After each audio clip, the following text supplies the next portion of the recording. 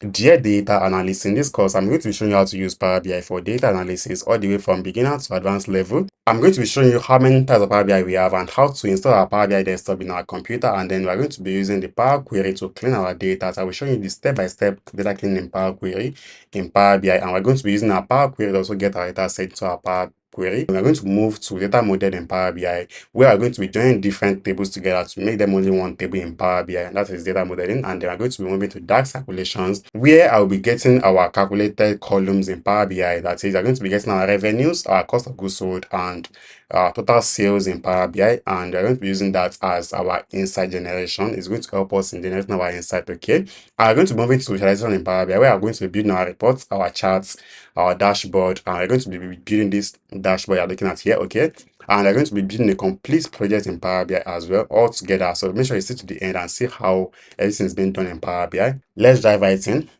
So the first thing you need to know about Power BI is that we have two different types of Power BI. So the first one is the Power BI service, and the second one is the Power BI desktop. So the Power BI service is used in a web, or it is an online based Power BI. Okay, that one is used on the web. You can easily search Power BI service here, or just type app.power BI here to access your Power BI service. So we're going to type app.powerbi, as you can see it here, app.powerbi to access your Power BI service, then press your enter. So here you need to log in to your Power BI service to be able to use Power BI online, as is online based Power BI. Okay, so here it is not actually free because you need to buy the Power BI license to be able to use the Power BI service. Okay, and that's why most people don't use Power BI service yet. Okay, but the Power BI desktop version is actually very free for everybody to use. That one is like a desktop app that you can easily use on your laptop for free. Okay, so you can't use Power BI service for now because you don't have the Power BI license to use the Power BI service for now. We're going to be using the Power BI desktop for this Power BI class here. Okay, we're going to be going to our browser again and type your Power BI desktop download, Power BI desktop down. You can see it here, Power BI desktop. Just press enter here, then it takes you to where you can download your Power BI desktop. You can easily install it to your computer and continue working on your Power BI. You can easily click on this link here to go to your Power BI download for you. So click on the link, the first link, and the legit one. Don't click on random links online. Okay, so click on download here to download your Power BI desktop for you. So click on download. You can see it's going to download your Power BI desktop for you. Another way to get your Power BI desktop is by going to your Microsoft Store to get your Power BI desktop. Okay, so I have my Microsoft Store here, or you can just search for your Microsoft Store here. Just type Microsoft Store. As you can see it here, I have my own store. So Microsoft Store is like the app store for Apple. So the Apple has App Store, Microsoft has Microsoft Store. Okay, so you come here, you can just search your Power BI here, and then you go to install. I've already installed my own. You can just click on install here to install your Power BI desktop, right? So you click on install to install your Power BI desktop. So you click on install. It's going to like take few times to be able to install the Power BI desktop for you. You can see it's currently installing, so let's wait for it to install.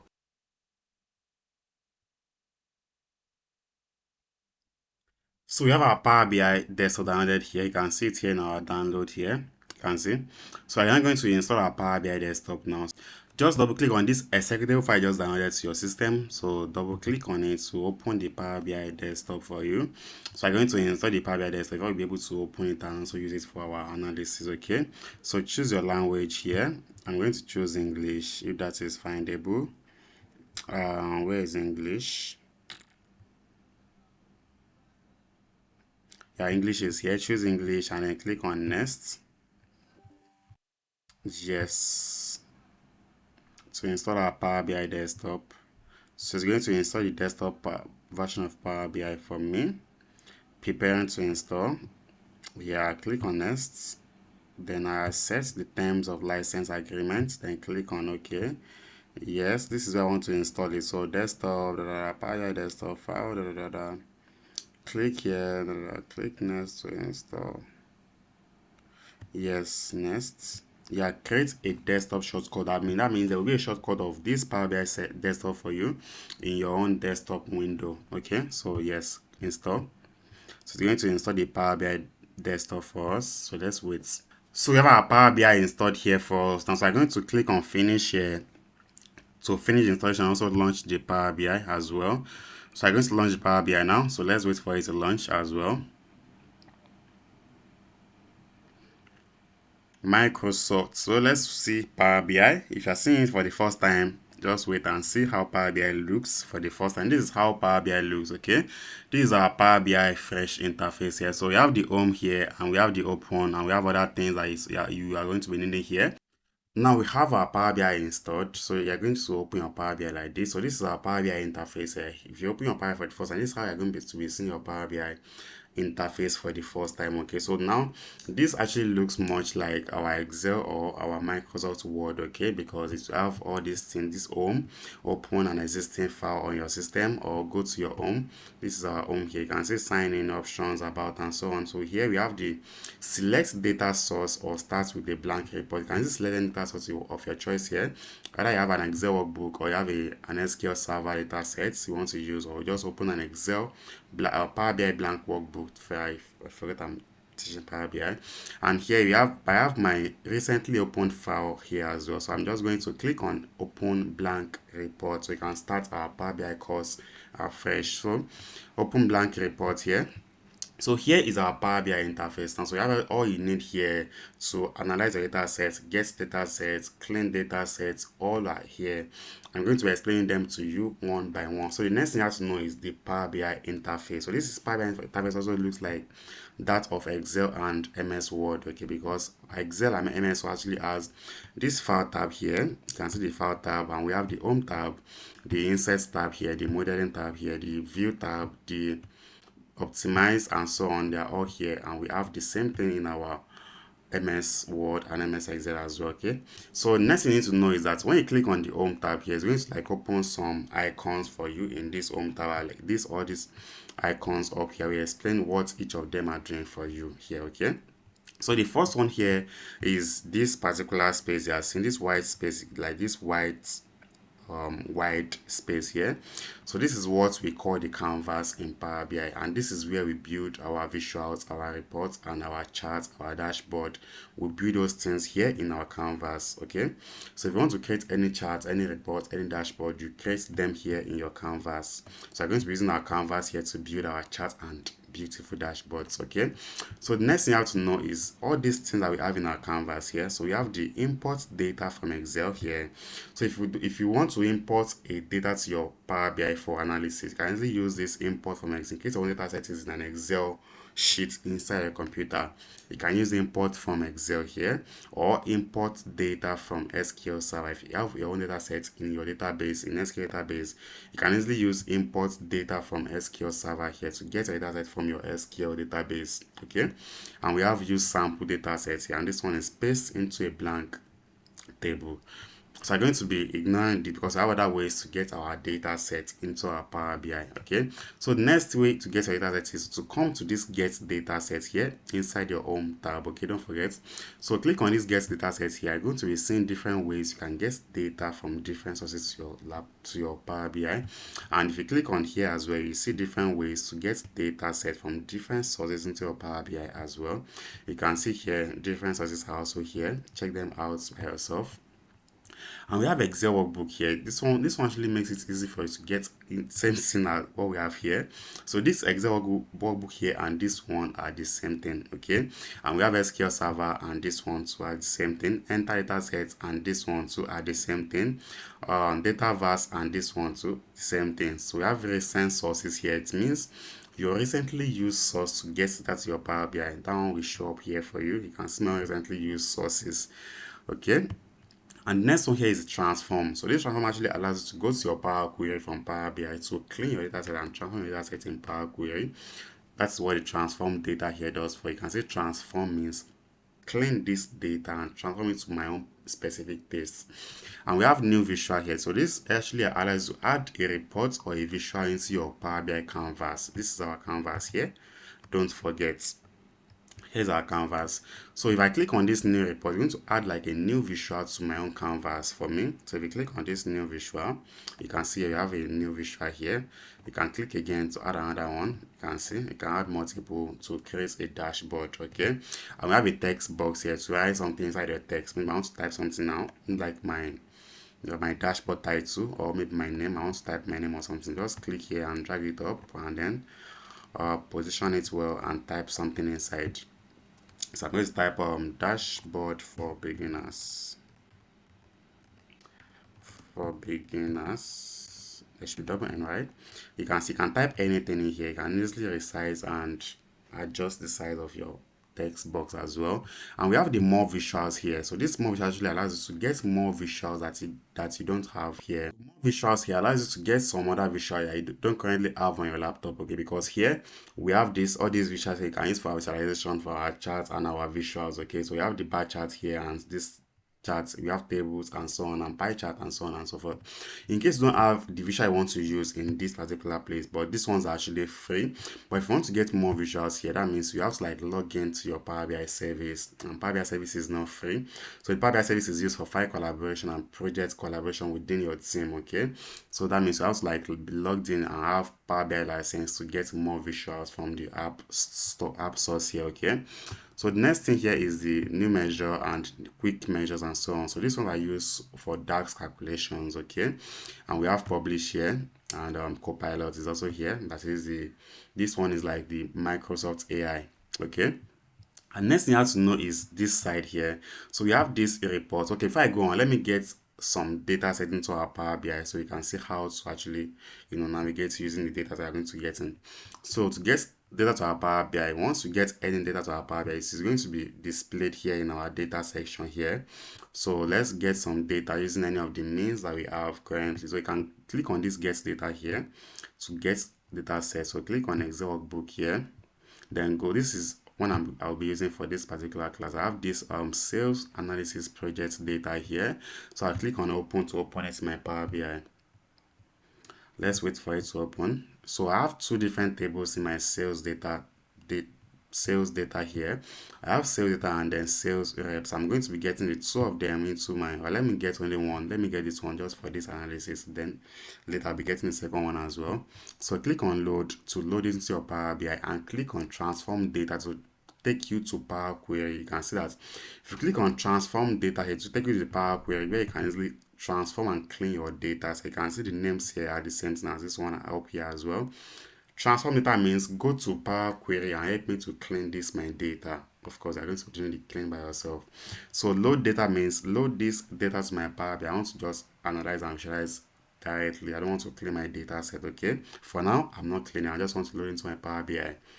So click on load.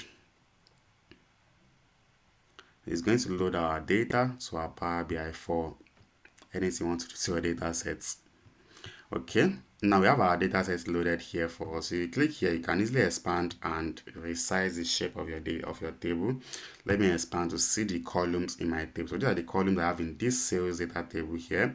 We have category, channel, city, cost price, cost type, customer type, dates, and so on and so forth. So here now you can see that we have this cost price here. It has like a summation sign, that is sigma sign. Is it sigma or stigma? I think it's sigma.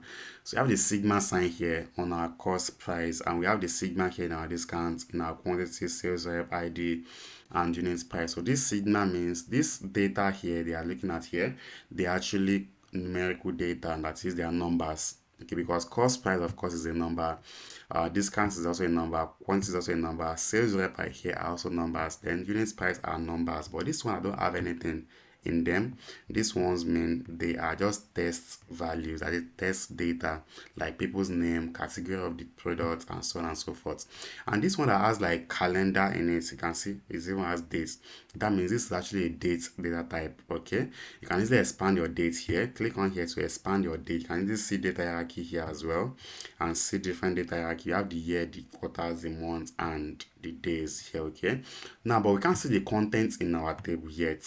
If you want to see the content in each of these your columns, you have to like go to this side here and go to your table view here, because the report view here is only used to build our reports, our charts, our dashboard, our visuals, and everything we want to build as far as visuals are concerned. Okay, but the next one here is the table view. To view the contents in your table, then you choose the table view here. You can see here we have the dates You can see we have only dates in this dates column. Then cities here are actually numbers, as I said here. You can see cities here are tests rather, and customer type here also tests, as you can see here. Customer type, they are tests, and we have channel, we have products here, they are also tests, but now we have category also tests, and we have unit price. You can see that these ones are actually number. You can see it. That's why I seeing sigma beside them. Okay, so next thing you have to know is this side here, we call it the model view. The next view here is the model view. So we have the report view here, the table view here, and the model view, then the DAX query view here. So this model view is where you join your different tables together. Like, if you have like 2 or 3 or more tables, you can easily join those tables together here and connect them to get insight from one table and another table and make them one insight. Okay, earlier I thought I had like 2 different tables I wanted to bring in, but I only brought one table in. Okay, so I have like sales rep, but there's no sales rep here at all. If I want to see my sales rep by their unit price, I can easily get the sales rep by the other table and get the unit price from this table here and then join them together to get meaningful analysis. Okay, that is what the data model here is for, to create a relationship between different tables and make them only one table. So you can get insight on both tables or more tables and make them meaningful analysis. Okay, and the DAX here is where you write your DAX query. DAX is used for calculations. Now Power BI, we get there as well, so stick to the end and make sure you share the video to your friends so they don't miss out as well. Okay, so let's go back to our report view here. So the next thing you have to know is this right hand side here. Here we have the filters. Okay, so let's get some charts into our canvas. This here is our canvas, right? Let's delete this one. So remove the visual and get some charts into our canvas for easy. So to get a chart to our canvas now, I'm going to, this is our canvas here. That is where we build our chart, our report, our dashboard, and so on and so forth. So I'm going to just go to our data here. You can see the data section here. Then what do you want to get? Let's get the category here. You can say drag and drop inside the canvas, then add maybe unit price or quantity or anything. That means you can easily get category, and category is a text data. The unit price here is going to be like a numerical data or dates, any one of your choice. Let's use numerical data for the unit price. That I want to group my category here by the unit price. Okay, that is how you can easily visualize your simple data sets. Now let's use any visual of our choice. You can choose any one of your choice. You can choose the stack bar chart here, you can see, or you can choose the pie chart here, donut chart rather, you can see, or you can choose this pie chart, or you can choose gauge, or you can choose our metrics here, or you can choose the line charts here, or you can choose any chart of your choice. You even have this one here. Which one should we use again? You can choose this one as well, or you can choose this funnel chart here. You can choose any chart represent your data at all. Okay, so let's use the pie chart, your bar chart for now. Let's use the bar chart for now. So here is our bar chart representing our data. So you can easily filter, use this filter here to filter your data. You can come here, you can see categories here. Let me say I want to see only 2 different categories, that is the electronics and home appliance. I don't want to see the furniture here. So you can just deselect the furniture here. Oh, sorry. Select this electronics and the furniture. Then I wanted to see home appliance and electronics. So you can easily deselect the furniture and see the home appliance here, and that's what this filter here does for you. Okay, it requires single selection. No, I want to make all the selections.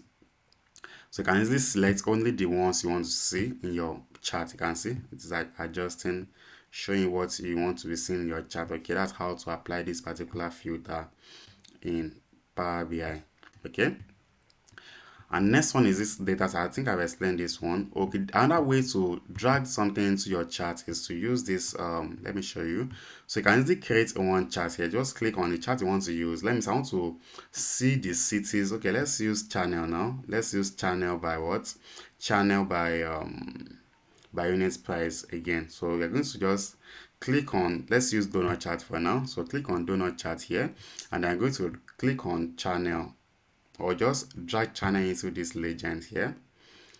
Okay, and then we have unit price into the values, because legend here is like what you are going to group your unit price by, and this unit price here are the values you want to group. Okay, so this unit price is like the values, which are the numerical values, and this legend here are the text values or categorical value. You can see here we have two categories: the store and the online. So that is, some people purchase on this in the store, some purchase online. Okay, that is how you use this as well. You can also filter this one as well. So just see the only the online, the store, or both of them, or only online. Okay, that's how you can easily apply filter here as well. And next thing is this pages. You can see we have page one here, and we have, okay, we have this desktop view and we have this mobile view. So you can easily switch to your mobile view if you want. You can see the mobile view or switch to desktop view if you want. So this is, we use mobile view because you can't use the Power BI desktop in your phone. Okay, you can only use Power BI service on your phone. So this mobile view is created here in case you want to see how your reports will look on people's phone when they open your Power BI app in their Power BI service. Okay, so this is how it's going to look when they open it in your Power BI service. Because Power BI service is used for file collaboration. You can easily open it in your tabs or your uh, mobile phone, your laptop, and anywhere you want to open your Power BI service, Power BI. Okay. So the next one here is the pages. So we have page one here. Let's go to our desktop. So you have page one here. You can easily create more pages. So this page is like the sheet in Excel. So we have sheet one, sheet two in Excel, but here we have pages in Power BI. So you can have page one here, page two. You can create more on page three, page four, and so on, as many as you can create as you like. Okay. So the next thing is now to go to. I've already explained this once. Okay, I've not explained this insert here. So this insert here actually allows you to insert an object into your Power BI. Like, you can easily insert a new visual. I've already explained this once, or a new page. New page that is going to create a blank page for you, as you can see, or duplicate the page you currently have here. You can see. You can also add text box here. You have Power Apps, Power Automate. You can also add buttons here, like button actually allows you to navigate your Power BI pages. You have shapes here as well. You can add any shape you want, maybe like rectangle, triangle, or circle, any shape of your choice. You can easily add the shape here. You can also add an image from your laptop if you want. Okay. So I'm going to be deleting the image like this. The next I'm going to talk about is the Power Query. So the Power Query is used for data cleaning in Power BI. So I'm going to go to our Power Query now and explain the Power Query to you and how it is used. So it goes to your home, then go to your transform data here, then go to transform data itself. So this one is like, if you want to change your source of data, you can easily change the source of data set here. We're going to go to transform data now. That is to go to our Power Query, then click on transform data. Here is our Power Query in Power BI. So this Power Query shows that, okay, we have a data set already in our Power BI. It's going to bring the data set here in our Power Query. So we have our data here in Power Query already. Okay, so I'm going to be getting the other data sets into our Power Query because we have two different tables that I'm going to be using for this Power BI course here.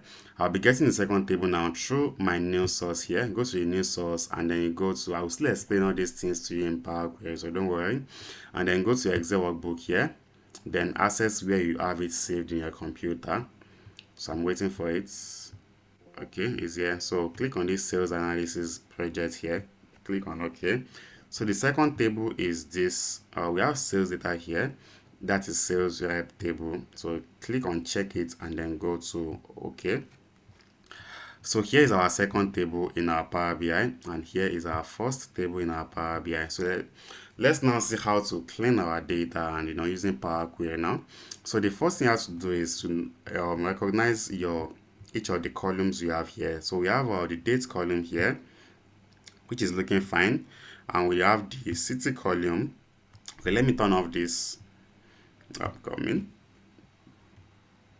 Okay, so we have the city column here, and we have the customer type column. We have the product column here, the channel, the category, unit price, cost price, sales rep ID. So we have this ID here as well. Let's take this one to the beginning, maybe later in the class. Okay, so as you can see, now we have the tables that we have. Now we have about 11 columns and over 2,000 rows of data here in this first table. And the second table here also contains 6 rows of data and 4 different columns. Okay, so you can go ahead and clean this data. So let's see how to clean this data here. So let's look at this interface as well. This is our Power Query interface now. So you can see the file here. This files means you have like close and apply. We have apply, we have close, we have save. You can easily save or save as anyone you want. And let's go back home. Home is where we have all the things you can use to clean our data properly for us in Power Query. So you can easily close and apply here. As a close and apply means close this particular Power Query and load this data to Power BI for me for data analysis or data modeling or DAX calculations, anything you want to do there.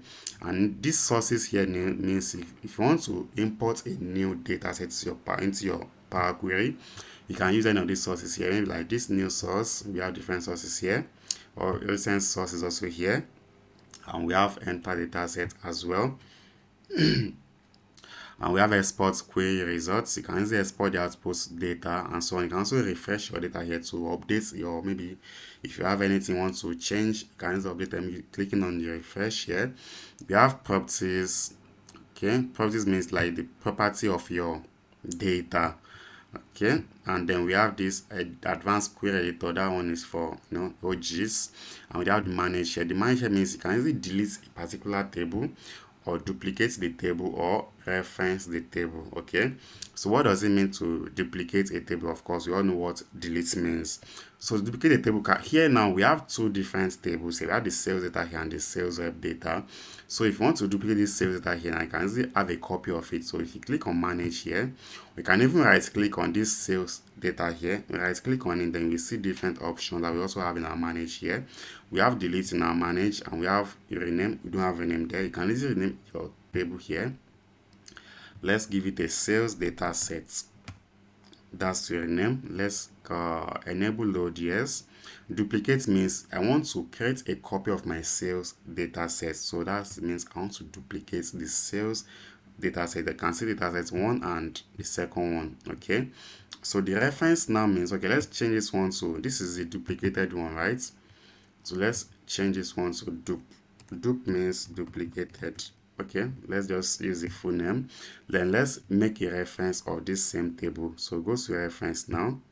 So now let's change this one to reference. I'm double clicking on the table to change the name, to rename it. Okay, double click and then rename the table. So we have the reference. I don't know how to spell reference, so just pardon me however I spell it. This is not how to spell it, of course. Yeah, it should be like this, I think so. So you can see sales reference data and the sales duplicates data here. So I'll be showing you the difference between the two as the class goes on. Okay, so now you can see that we have all our tables here, guys. This is the original data set, this is the second data set, and this one is the duplicate of the original data set, and this one is the reference of the original data set. Okay, so everything I do here is going to be reflecting in this particular side here. Okay, so now let me say I want to move this. What can I do here? Okay, I want to remove this discount data because I don't need it. Okay, so I have different ways of removing this discounts percentage here. I can easily right click on this and I will see more options here as well. So we have the copy this column, you remove the column, you remove other columns apart from that particular columns, or duplicate that single column, like to create a copy of that particular column, or add column from example, or remove duplicate from that particular column, or remove errors, change type from the column. Type here means we have O number here. O number means 1 to 3. I will still explain that one as well. So change type to any type of a choice here. We have the date type, but this one is actually 1 to 3, which is the O number. To transform here means you can easily run this or to do whatever I want to do to it, text transform and so on and so forth. You have text transform here as well. You can do all those things here as well. We have group by, we have drill down, we have move. So I'm going to be moving this. Okay, I want to remove it, so just click on the remove here to remove this particular column, or just click, select the column here and then go to your choose columns. Okay, so you can choose the column that you want. So keep or remove column from this table, or just select the column you want to remove and then click on this remove columns here to remove that particular column for you. So just click to remove the column for you. Oh, I didn't want to remove that column. That was a mistake, right? Okay, I made a mistake. Now I want to reverse the mistake, and that is not possible in Power Query. Let me do Control Z. Control Z is not working. I've been pressing it for the 1,000,001 times now, and it's not undoing the last step. Okay, so the only way to undo whatever step you've done is to come to your right side here. You can see you have query settings here, and this is the properties of your table. This means the table's name is sales data set. Okay, and this one says applied steps. So these are the steps that are applied to your table yet. Okay, so this means promoted header. So this source, of course, like your data source is this one. So it will show your data source here, and this one means navigations. I don't know what this one is about. And this one means promoted headers. That means you change your column header to the right column headers automatically. Power Query will do that one for you automatically. Change type. So Power Query is very smart enough to be able to detect your data type for you and change each of them to the right data type. Okay, and this one says change. Okay, this one is okay. You notice that here now, when we did promoted type here, you can see that in this date here now, we have like a small, you can see these small icons beside the date name here. You can see this date here has like ABC and 1 2 3. That means the types have not been detected yet by Power Query. That's why it is you are seeing ABC and 1 2 3 instead of you just seeing like a calendar beside your dates. And city here, they are all cities here are all tests. That should be only ABC, not 1 2 3. And this unit price here should be only 1 2 3 because they are all numbers. It is not ABC. So when you click on this change type here, to now move to the next step that you apply to your data. So click on it now. So each of those types should have changed to the right or initial type. Okay, so this one means this one is a date type. You can see the calendar type beside the dates. Okay, and this one means city. City is actually ABC, and ABC means a test, of course, and customers here are ABC, which is like test data. And this one as well, the quantity here are also numbers here are the whole numbers, which is the 1 2 3, and discount here is also a whole number. So assume you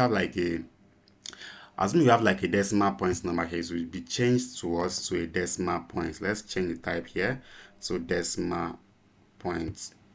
So we're seeing it like a decimal. Yes, insert it and replace current one. So it will be like 1.2. That means the decimal points. Okay, so yeah, we have different ways of changing our data type as well. If you come here, change data type here as well. You can change to anything of your choice here as well. So you can see decimal points, but it's actually a whole number. So change it back to a whole number.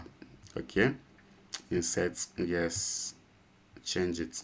Okay, that is how you can easily see this last step you made. So now I actually mistakenly removed this discounts here because I'm currently in the step before where I remove the column discounts here. That's why I still seeing discounts here. Okay, if I now click on this last step I made, which is the remove columns, if I click on it, that's where I remove the discount percentage column. Okay, now discount is gone. Now I can't see it again in my table until I undo the last step I made. So undo your last step, just click on this, like, or you can see like a cross or X.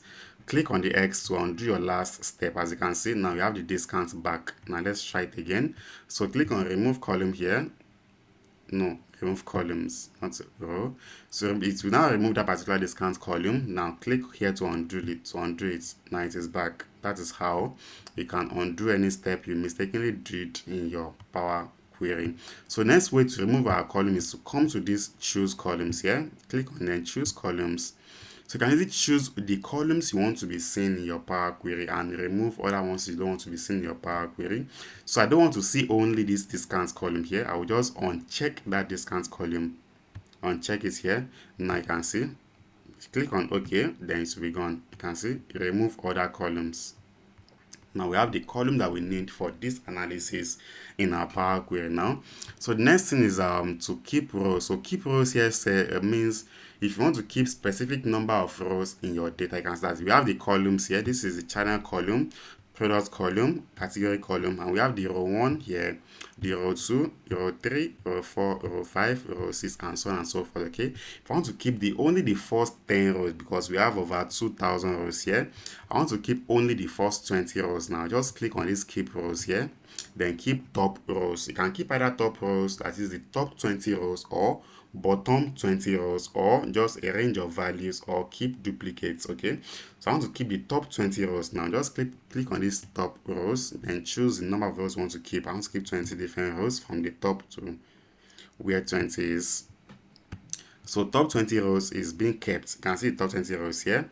So now I've made a mistake. Now we have to undo this mistake. So just come to this apply your steps here, then click on this X here to cancel the last step you made.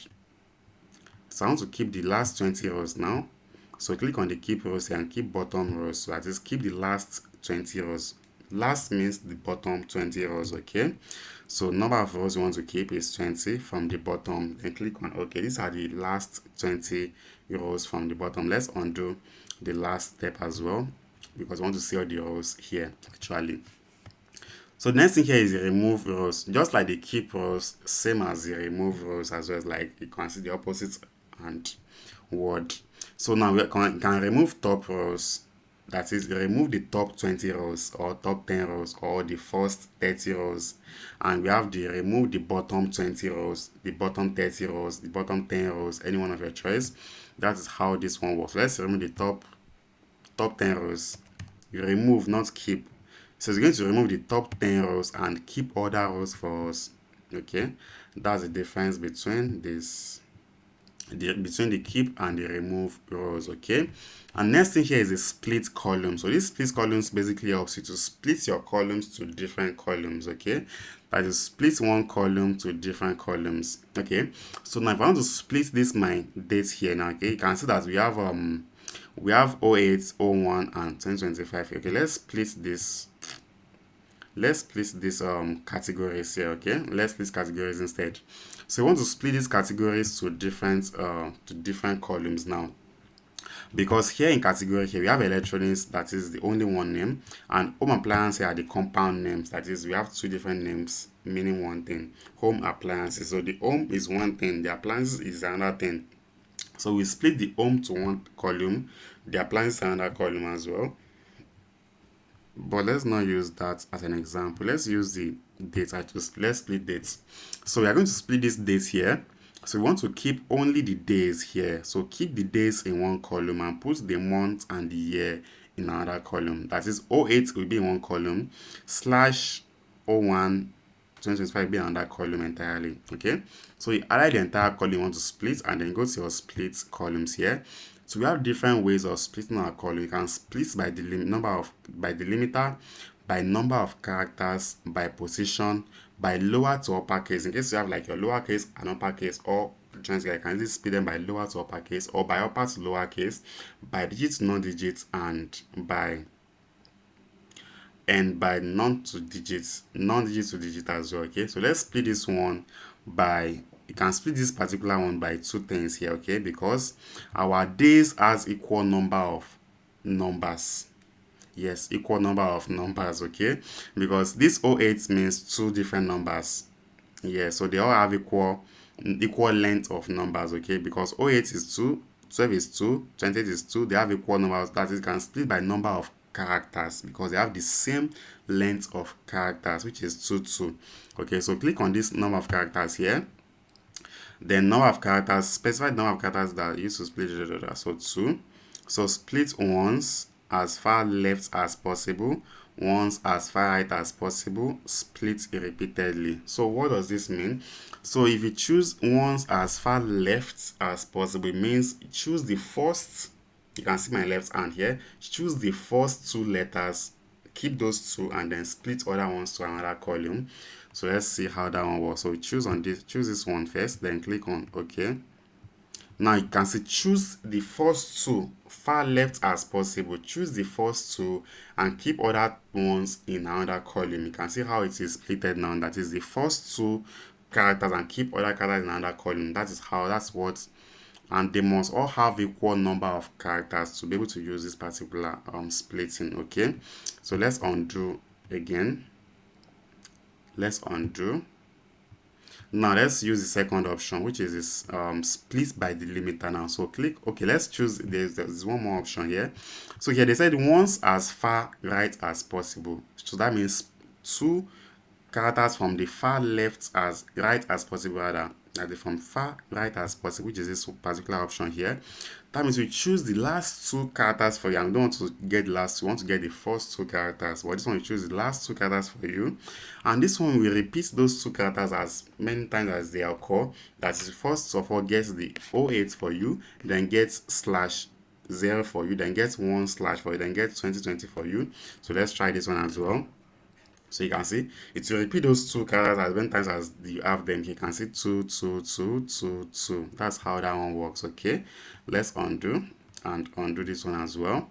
And next one is to split by delimiter. So this one actually helps you to split by delimiter. And delimiter here means like what is separating your two tests you want to split. So here we have slash separating the 08 from the 01 for the first example here. Separating the 08 from the 01. So click on delimiter here and choose the delimiter you want to split by. Automatically, PowerBI is very smart. The AI is strong to detect the delimiter for you. You can see the delimiter here. So you can split by leftmost delimiter. That is the leftmost delimiter, which is the first backslash, okay, or split by the rightmost delimiter, which is the second slash, or each occurrence of the delimiter. So this one means it's going to split each of them to different columns for you. That is, it will split the days, the months, and the years to different columns for you. If you choose this one, it will only extract the days for you. If you choose this one, it will only extract the years for you, because years is the last thing after the last delimiter there. If you choose this one, it will only split each of them. It will split the days, the months, and the years separately in different columns for you. So let's do two example. Choose this one. So this one we choose, it will split the 08s and keep them in one column, and then put the other things to another column for you. That is, from this /01 and 2025 another column for you. As you can see here, can you see 08 and 01 here to another column entirely for you.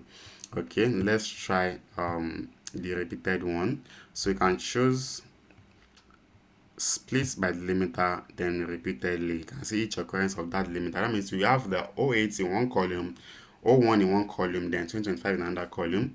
So click on OK. As you can see here, 08 is here, 01 is here, and 2025 in another. That's how to split your columns to different columns. So let's undo, because we don't want to split our columns. Okay, another thing here is the group by. So this is the only data analysis tool we have in Power Query. Yes, this is the only way you can analyze a data set in Power Query. For example, if I want to see my channel by their unit price, well, let's use something else. Let's use category here by their unit price. As I want to see my category by unit price, that means I want to do analysis here. Now I want to see my so that means each of these electronics here, they will summarize their unit price and put it in front of each of them. Okay, that is, they will sum the entire electronics prices here and put it in front of electronics here. The entire home appliances price will be summed up together for you and put it in front of the home appliances here for you, so you can see the total amount for each of the categories. So let's see how that works using the group by in Power Query. So click on group by here. So you have the basic and we have the advanced. Let's start with the basic. Okay, so we have the unit price. I want to group my unit price, not unit price. I want to group my category instead. So group category. So it chose unit price because I selected unit price here. You can see unit price is selected here. If I choose category and click on group by, category will be chosen for me, as you can see here. Okay, so I want to choose category here. Then new column name is going to be total price. That is the new column name. I want to group my category here by total price, capital letter P, and operation is going to be sum. That is, sum the total price of my categories, each of them. Then price is what I want to sum together. So let me explain this again. So I want to group this category by unit price. That is, each category here, then sum the unit price and put it in front of each of the categories. That is sum, not count. You can choose count, average, or any one of your choice, but I want to sum the unit price and put it in front of each of the category here, and name the new column total price. So click on OK here. Then you can see we have electronics, we have home appliances, and we have furniture, and we have their total prices in front of each of them. You can see that electronics has highest total unit price here. Okay, that is how you do your data analysis in Power Query, and this is the only way you can do it in Power Query. There's not another way at all. So let's undo the grouping. So the next thing here is the data type I've explained to us here. So if you choose any column now, the type here will change to that particular column type. If you click on this product, you can see the product is actually a test because it has ABC. If you click on this, you also see how to change your data type. So I have different ways of doing the same thing in Power Query and even in Power BI and Excel. So here, if you want to change your data type in Power Query, here you have different ways to do that. So the first one is to click on that small icon beside your column header, like this ABC here, or for this date is the calendar here, and for your numbers are the 1 to 3. If you click on that small icon, you can easily change your type here very easily to whatever I think it is. So I'll just right click on the column header, then choose change type here, change to whatever I think it is as well, or just go to here and change it to whatever I think it is here, but it's actually the right thing that I'm currently having here. I'm not going to be changing anything. If I click on this product here, to change to test. If I click on the date, it change like a date. You can see. Okay, the next thing here is here, use first row as header. This means I want to use my first row as my column header. Okay, it's actually very key. So if you click here now, it will use the first row as column header for you, which is not right. Click again to keep on changing it to the first row as column header, but that is not the right thing. The right thing is what was there initially. So Power Query is smart enough to choose our column header for us. So let's undo. Yeah, we are good now. So the next thing here is the replace values. So this replace values here helps you to replace a particular value in your table. For example, I want to replace all the Port Harcourt in this city now. Port Harcourt city appears. So I want to replace all the Port Harcourt in this city here to PH. That's the shorter name of Port Harcourt, how we call it here in Nigeria. So I'm going to align the entire city here, then choose replace values. So I want to find, so you can see you replace values. You replace one value with another one in the selected column. So the value to find is going to be the Port Harcourt. That's going to be long for me to type. Okay, you can see that it will be long for me to type. I might even get it wrong when I'm trying to type it. Okay, so another way to do it easier is to just click on the Port Harcourt and then choose replace value. So it automatically help you to type the Port Harcourt, and you can easily type what you want to replace the Port Harcourt with. I want to replace this with what? PH. So replace Port Harcourt with PH for me. Okay, if I click on OK, it will replace all the Port Harcourt in this selected cell here with PH for me. It won't replace other columns in case you have the same thing there, but it will only replace selected cells for you. You can see we have all the PH now, so you can easily filter here to see your PH. Yeah, we have only Abuja, Kano, Lagos, and PH here. That means all the Port Harcourt have been changed towards to PH. Okay, so the next thing here is the merge queries. So this merge queries is now where our joins comes in. So you can merge different queries here or append queries. Okay, before I go into this one now, let me see what is happening here. Okay, so what have we changed here in our original data set? So we have changed the Port Harcourt here to PH, right? So now I did duplicate earlier, and also I did the reference earlier. So let me show you the difference between the duplicate and the reference. Now if you right click on this original data set here, if you right click on this and then choose duplicates and the reference in there, they actually look similar, but their work is different. Okay, so now if I choose duplicate, that means I have a duplicate of the data set here, and the reference is this one. So now let's check each of those tables to see what is happening to them. Now for this original data set here, you change the Port Harcourt set to PH. Okay, now let's see the duplicate data now, if it will change. So it does not change. We still have Port Harcourt here, Port Harcourt, and so on. Let's see the reference data now. So we have PH and we have PH, even though we didn't even work on the reference data, but now the reference have changed to PH as well. But this duplicate data here is still Port Harcourt that we have here. The original one is also showing PH, as that means if you duplicate a table, it means copy the entire table to another place. Make a full copy, an independent copy of that table to another place entirely. But when you do reference a table, it means I'm trying to reference the original table. That means the reference table is still depending on the original table. If you do anything in this sales table, it will reflect in the reference table, because this reference table is not independent. It's depending on the original data set.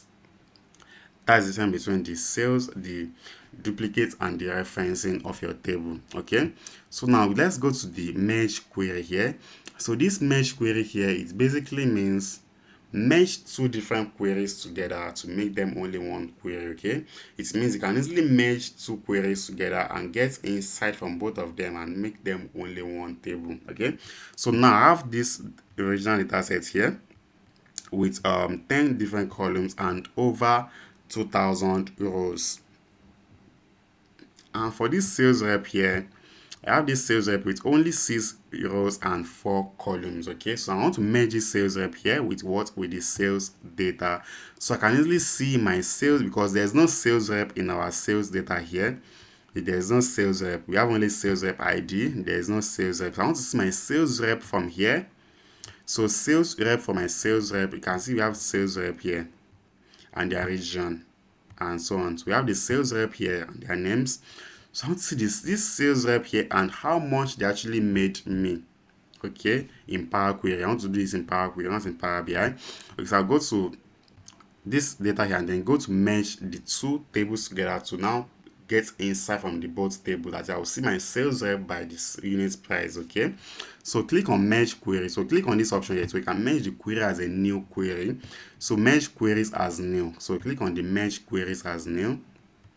So you can see here we have the sales data as the first query here. The second query is going to be here. So click on this to get the second table, which is the sales rep here. You can see that our sales rep is here and we have this one here. So for you to merge your queries, you will need two things. So the first thing you need is the primary key. The second one is the foreign key. So the primary key is a unique key that identifies each of your rows. Okay, let me come again. The primary key is a unique key that identifies each of the rows in your table, and the foreign key is a primary key in another table. Yes, a primary key has only unique values, but the foreign key has duplicate values. Okay, I will explain why that is like that. So if you go to your sales rep table here, notice that we have the sales ID here, right? So we have the sales ID 1, ID 2, ID 3, ID 4, and ID 5, and ID 6. And they are all unique keys. That means this sales ID here is a unique key. That means it's actually a primary key. And the sales ID in our data set here, where is the sales ID? Let's take it to the beginning. Okay, I don't want to do that one yet. I'll do it later. So the sales ID here, they are not unique keys.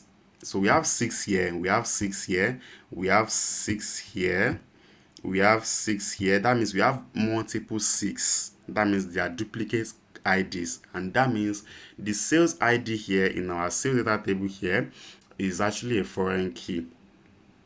Okay, and that means this sales rep here, this is a sales rep table and this is our sales table, right? That means this sales rep here made multiple sales for us. You know, this sales rep 6 here means Aisha. So Aisha is with the sales rep 6, sales rep ID 6, okay? Aisha is with the sales rep ID. That means Aisha is number 6 here, okay? If you go to your sales data set here, Aisha, all the 6 that is in the sales ID here, it is for Aisha. That means Aisha has all these 6. Let's filter for only the 6 now. Filter for only 6. So on select everything and select only 6 to see all the Aisha's sales.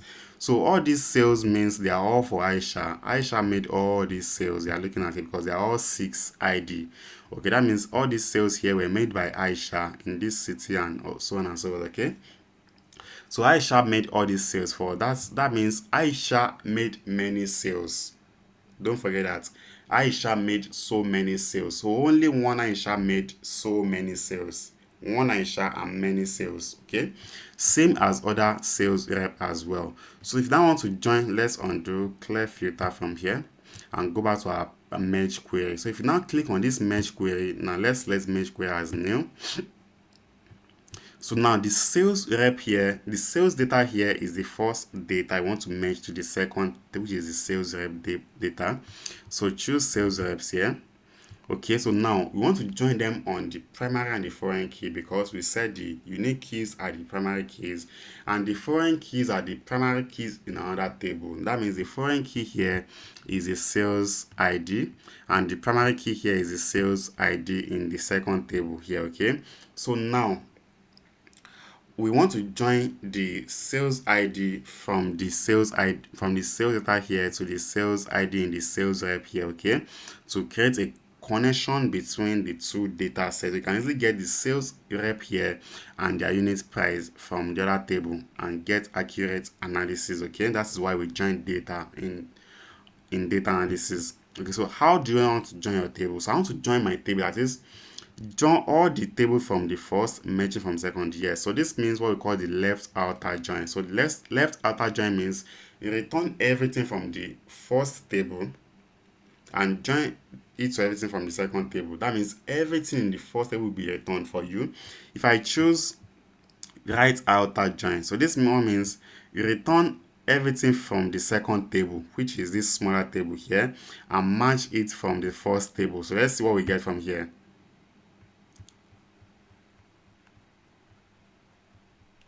Okay, still gets so many columns as well.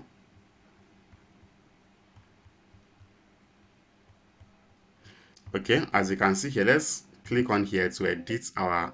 So if you click on, okay, now I did a mistake. I made a mistake. I should have chosen some other things there, but I didn't choose edit. I'm going to, like, go back to my merge and continue editing my merging. Okay, so I can't just go there from here. There's no way to go back there from here, and there's no way to go back there from here. I don't want to create another one. Okay, so I'll just click on this source here and then click on this small button here to go to where I was trying to edit my merging. Click on it or double click on it, and it's going to take you back to this place now. So you're going to choose this and choose the left outer, that is to return everything from the first table, join to the second table. Okay, so click on OK. So you can see we have the sales rep table, which is the second table. We are going to expand this, so it will return everything from the first table, from here all the way to this place. That's our first table, which is the sales data set. Okay, and this one is the sales rep table. You can see that it's showing like table here. You have to expand this table to be able to see the content in the sales rep table. Okay, so just click on this small icon here, then choose expand. Yes, then click on OK to expand them for you. Okay, so you can see now that we have plenty, even though we had only 4 different rows. You can see we have 4 different rows in our second table, but now we're having plenty rows in the second table. That is, the second table is from, oh, where is the merge one? Yes, this merge one. The second table is actually from this sales rep ID. You can see sales rep ID to this target here, and we have so many rows. So why do we have so many rows here? And that's because when we said we wanted to merge our primary key to our foreign key, that means all the foreign keys will be merged to the primary keys. Okay, you can see that the keys are even looking similar here. You can see 66, 11, 22, 33, 44. That means it's going to merge all the primary keys to the foreign keys and create as many repeatedly merged as possible, because as I showed you about Aisha, so this means that Aisha here adds so many. That was 6, right? So filter for only 6 for Aisha. So 6 is for Aisha's sales. You can see Aisha has too many sales, and Aisha here is only 1. That means it will now repeat this Aisha's here for you as many times as it sees 6 in the ID here. So this means Aisha will be here, will appear in all this. That's 336 times. That's how many times Aisha will appear here. Okay, because that's how many times 6 are here.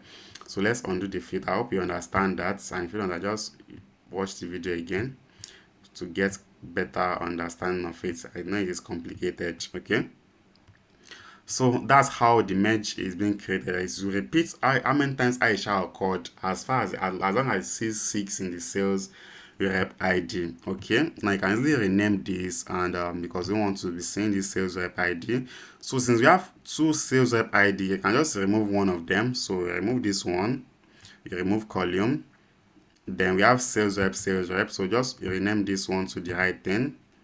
So sales rep is okay, and then the region,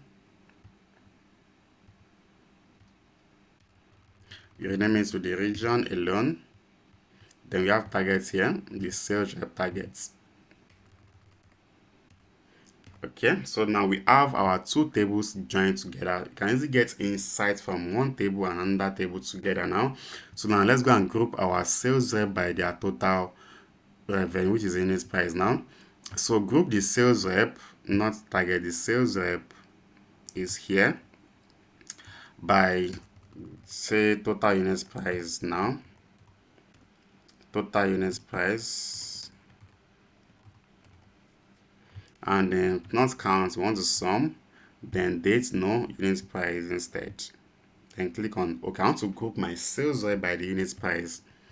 So you can see each of the sales rep are here with the accurate unit price, even though the sales rep are from the sales rep table and the unit price from the sales data set. That says they are from different tables, and I brought them to one table and get our accurate analysis from the two tables together. That's how you can easily join your table, merge your tables in Power Query and get accurate analysis from your merging. Okay, so let's undo this step and go back to our data. So now next thing here is the append. So append is used to append multiple tables. It's similar to joins, but not the same thing as joins. Okay, so the append is used to, we use append to append tables to each other. Okay, so now to use append, the tables must have equal number of columns. Yes, equal number of columns and the same type in the column. That is, you can't append sales data to the sales rep. So append is used when you have like the same data of different sources. Okay, for example, maybe I want to share a data set. Okay, I want to share like a form to someone to help me to fill, and I share the same form to another person to help me to fill. That means I have like the same form to different people, and I'm now to bring those forms together because they are the same form, just like I share them to different schools. Okay, and let me, I want to share a form to maybe primary 2 students in different schools. I will share the form to one school to help me to fill up. I will share another form entirely to another school to help me to fill up. Okay, so when they fill up the form, the same form but different schools, I want to bring the two forms together to make them one form. I can easily put the same forms together and make them one form. They are still the same form, but here these two are not the same thing. Like this sales rep data is not the same thing as this sales data set. So this one means you use merge to merge different tables and use append to append the same table. Okay, I hope you understand that. Merge is used to merge different tables that are kind of using an ID, and append is used to append the same table that are from different sources. Okay, so now you can see that this duplicate here is the same, not this one. This sales reference table here, because anything I do here also reflects in our reference table. That means they are the same table, right? So you can easily append this same table now and make them one. Okay, so it does not add to the column number. If you check this sales data set here, it has 10 columns, right? And this sales rep here has 4 columns. When I merge these two tables, they will now combine and make 14 different columns. Yes, so this merge now will be 14. Okay, 13. I removed one column earlier, so this will now be 13 different columns, as you can see it here. Okay, but for the append will not increase the column length. It will only increase the row length, because you want to add, we have one table here, it will just add the second table to the first table and make it a longer table, row wise, not column wise. Okay, that is how the merge was. So click on the append here. Okay, let's append as new. So I'm going to append this sales data set here to the sales reference. So append as new means to create a new copy when you append the two tables. Second table is going to be the reference part. So let's append and see what we have. You can see we still have the same length of the table, of the column, the same column length here. That's 10 columns for the new appended. We have 10 columns here, but the rows are going to double. Yes, the rows will double now. That is like about 4,000 rows. That's what we get. Okay, that's how we use the append and the merge. And the next thing here is the transform tab. Okay, we've been in the home tab since. So the transform here means where you transform your data to meet your specific needs. So we will fast a little bit here because it's actually easy to understand. Okay, you can see that in this Power Query here, you don't need to write any formula to do anything you want to do. Just drag and drop and know what you are doing. That's all you need to know. You don't need to know any formula in Power Query. Just drag and drop what you want to do. Okay, so the first thing here is a group by, though we've talked about that one in our home tab here. You can see group by here. So the next thing is use first row as header again. We've talked about that one as well. Use first row as header is also here in our home tab. And the next thing is the transpose. Okay, so this transpose is used. Let's use this smaller data set to explain the transpose to you. So this is used to turn our data from the vertical table to horizontal table. You know, this table is a vertical table here because we have our column here, columns here, columns here, and columns here. You have our rows here, here, and here, and here, and there. Okay, so if you want to change this now to a horizontal table, you just transpose the table. So click on transpose to transpose the table. Now we have our columns here. So here is our columns. Where's our columns? So you just change the order of the table. So the columns are here. So this is the targets column, and this one is the location column, and this one here is the name sales rep columns, and this one here are the sales ID column. But so remove the column name from them. That's how the transpose works. So let's undo that. And the next one is the reverse rows. So the reverse row basically reverse the order of the rows for you. You can see here we have 1 to 6. If I do the reverse row, it will be 6 to 1. So reverse row means you can see 6 all the way to 1. Just reverse the entire rows for you. So this one is 6, 4, and all the way to 1. We have the count rows. We will just count how many rows we have here for us. So we have 6 different rows. Yes, that's how many rows we have. 6 different rows. And the next thing, okay, go back to the transform. The next thing here is data type. So though I've already explained that one to us in our home tab here. And the next thing here is the text type. So you can transfer the text and data type as well. Then we have the rename. You rename your column header. You can see you can type anything of your choice and rename anything of your choice. Okay. So sales ID. Let's use sales ID instead. Okay, so you can easily rename or just double click on it to rename, or click on this to rename. Anyway is a way. Then we have the replace values. Though we have the replace values here as well in our home tab. They do the same thing. Okay, and next thing here is the fill. So this fill is like you want to automatically fill down or up, fill the same value down or fill the same value up. And we have pivot column and pivot column. We have the move. So this move is used to move a column from one state to another state. So we have our sales rep ID here. This is supposed to be in the beginning of our test, of our table rather. So I want to move this particular sales ID here to the beginning of my table. That is, it should be here. So I'll just click on the column header, then choose this move and then move to the beginning. You can move to the right, to the left, or to the end, but I want it to be in the beginning of the table. As you can see, it will move it to the beginning of my table. That's how move works. You can also convert this to a list. You can see it will be seen as a list. That's how to convert to a list. I don't know why that feature is there. Okay. So the next thing is the split columns. I've already explained this one to us as well in our home tab here. Okay, go back to the transform tab. Then we have the format. This is where data cleaner comes in. So this format includes like lowercase, uppercase, capitalize each word, trim, clean, and add suffix to your table. So now if I want to change a particular thing to a lowercase, I want to change all these categories here to a lowercase. I will just choose format and change it to a lowercase. You can see all the categories will be in lowercase. If I want to change it back to uppercase, I'll just choose uppercase. Oh, sorry, uppercase. Now all these categories are now in uppercase. If I want to change it back to the sentence case, sentence case means capitalize each of the first letters in my words. Okay, that's sentence case. Capitalize each words. Yes, as you can see, that's how sentence case works. And this trim here is used to remove some spaces or leading spaces in our data. I can assume there is a space at the end of electronics that I don't want it to be there. Maybe if you want to, maybe there's a space at the end of electronics here. I can easily remove those spaces using the trim here. Just click here, okay, the entire table, select the entire table here, and then choose trim to remove those spaces automatically. Or if you want to remove maybe some non-printable characters, you can easily remove some non-printable characters from your column as well. You can also add a suffix to your table or a prefix as well to your column rather. Okay, and next thing here is the extract. So you can easily extract whatever you want to extract. For example, now let's say you want to extract here the first 2 characters from here now, that is only the first dates here, which is the days. We want to extract the days here in our dates.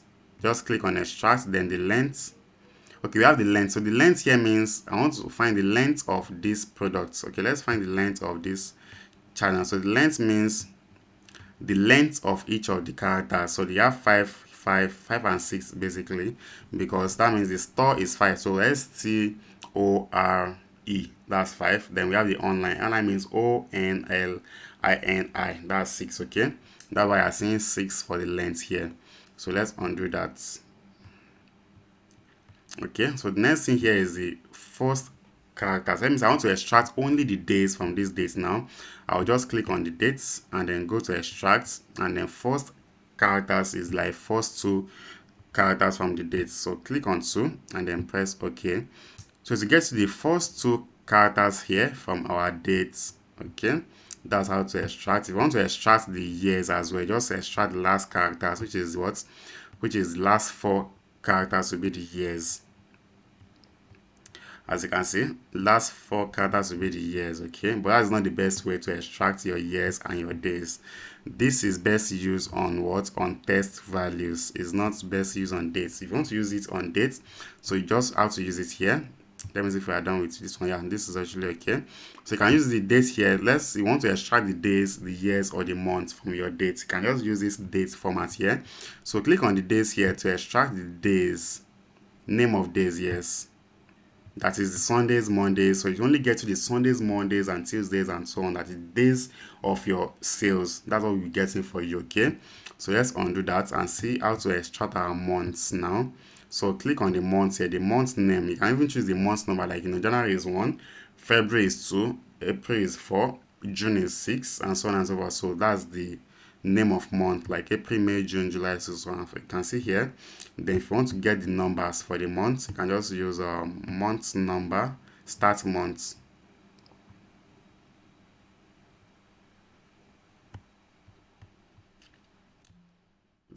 Click here, months, just choose months, like you can see 1, 2, 3, that's like the January, February, March, April, and so on. So if you want to get the years or quarters as well, just choose the year here to get only the years from your dates, okay?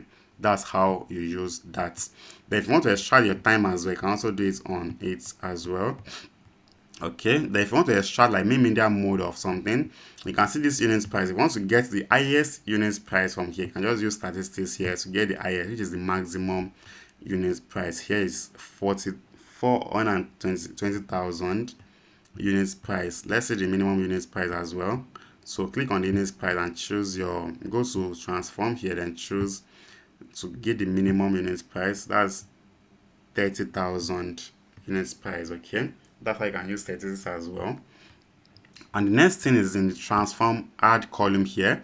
So we have transform and we have the add column in our Power Query. So this add column here means I want to add an extra column to my table. And I will create that using any of this here. You can see that in our transform tab here, we have formats, we have extract, statistics, and we have dates here.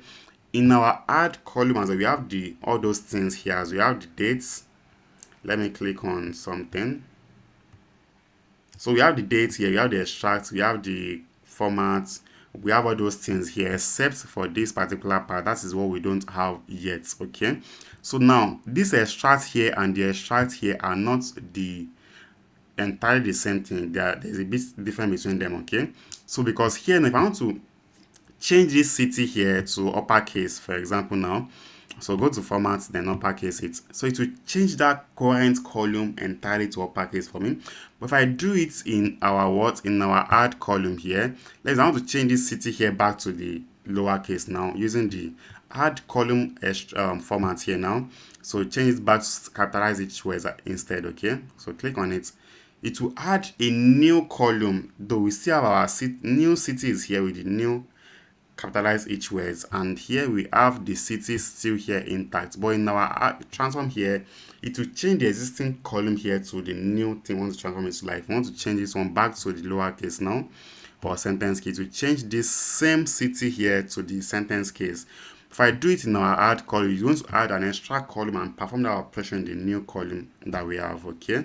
And that's why we use add column most of the time compared to the transfer, because we want to add a new column and not affect the original column. Okay, so now let's do it again. Let's now extract the days, the months, and the years from our dates. So click on this date here to extract the years. Click on the year. It will extract the year to another column entirely for you. Even add the name year to it for you, but still the main date column is still intact without being tampered with. Okay, so let's extract the month as well very easily. You don't have to be undoing or undo and so on and so forth. Okay, we have the new month column, though the original date is still intact as it is. You can easily extract the days as well from the date column. So the days are the name of the days, which is Sunday, Monday, Tuesday, and so on. So we have the day's name in a new column entirely, even though we still have our data here intact without being tampered with. Okay, that is the benefit of using the add column compared to the transform column. Okay, so now we have the new things here we've not talked about before. So we have column from example. I don't use that one. We have custom column here. So now if you want to calculate maybe something in your column, you can easily use this custom column to calculate anything you want to calculate in your column. So we can use this to calculate anything. For here we have okay, let's go to our mesh table.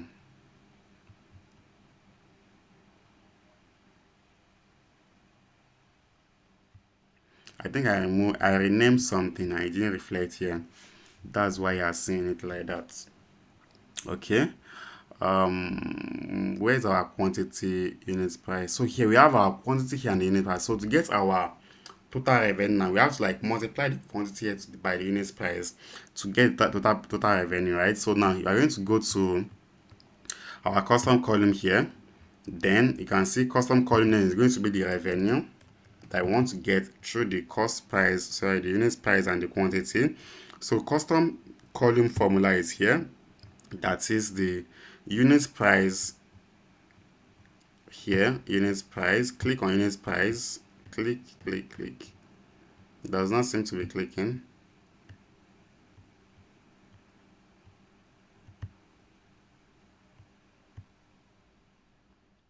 Okay.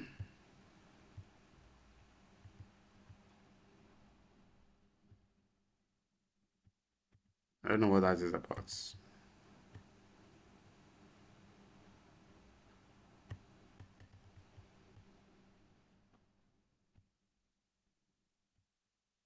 Okay, so you click on unit price here and then click on insert to insert the formula into your formula. Like to insert the unit price here into your formula. Then you want to do multiply unit price by what? By quantity ordered. So click on quantity here, then insert as well. So it will create the total revenue column for you. Then click on OK. So now we have our total revenue column here, even though we still have our unit price and quantity here as well.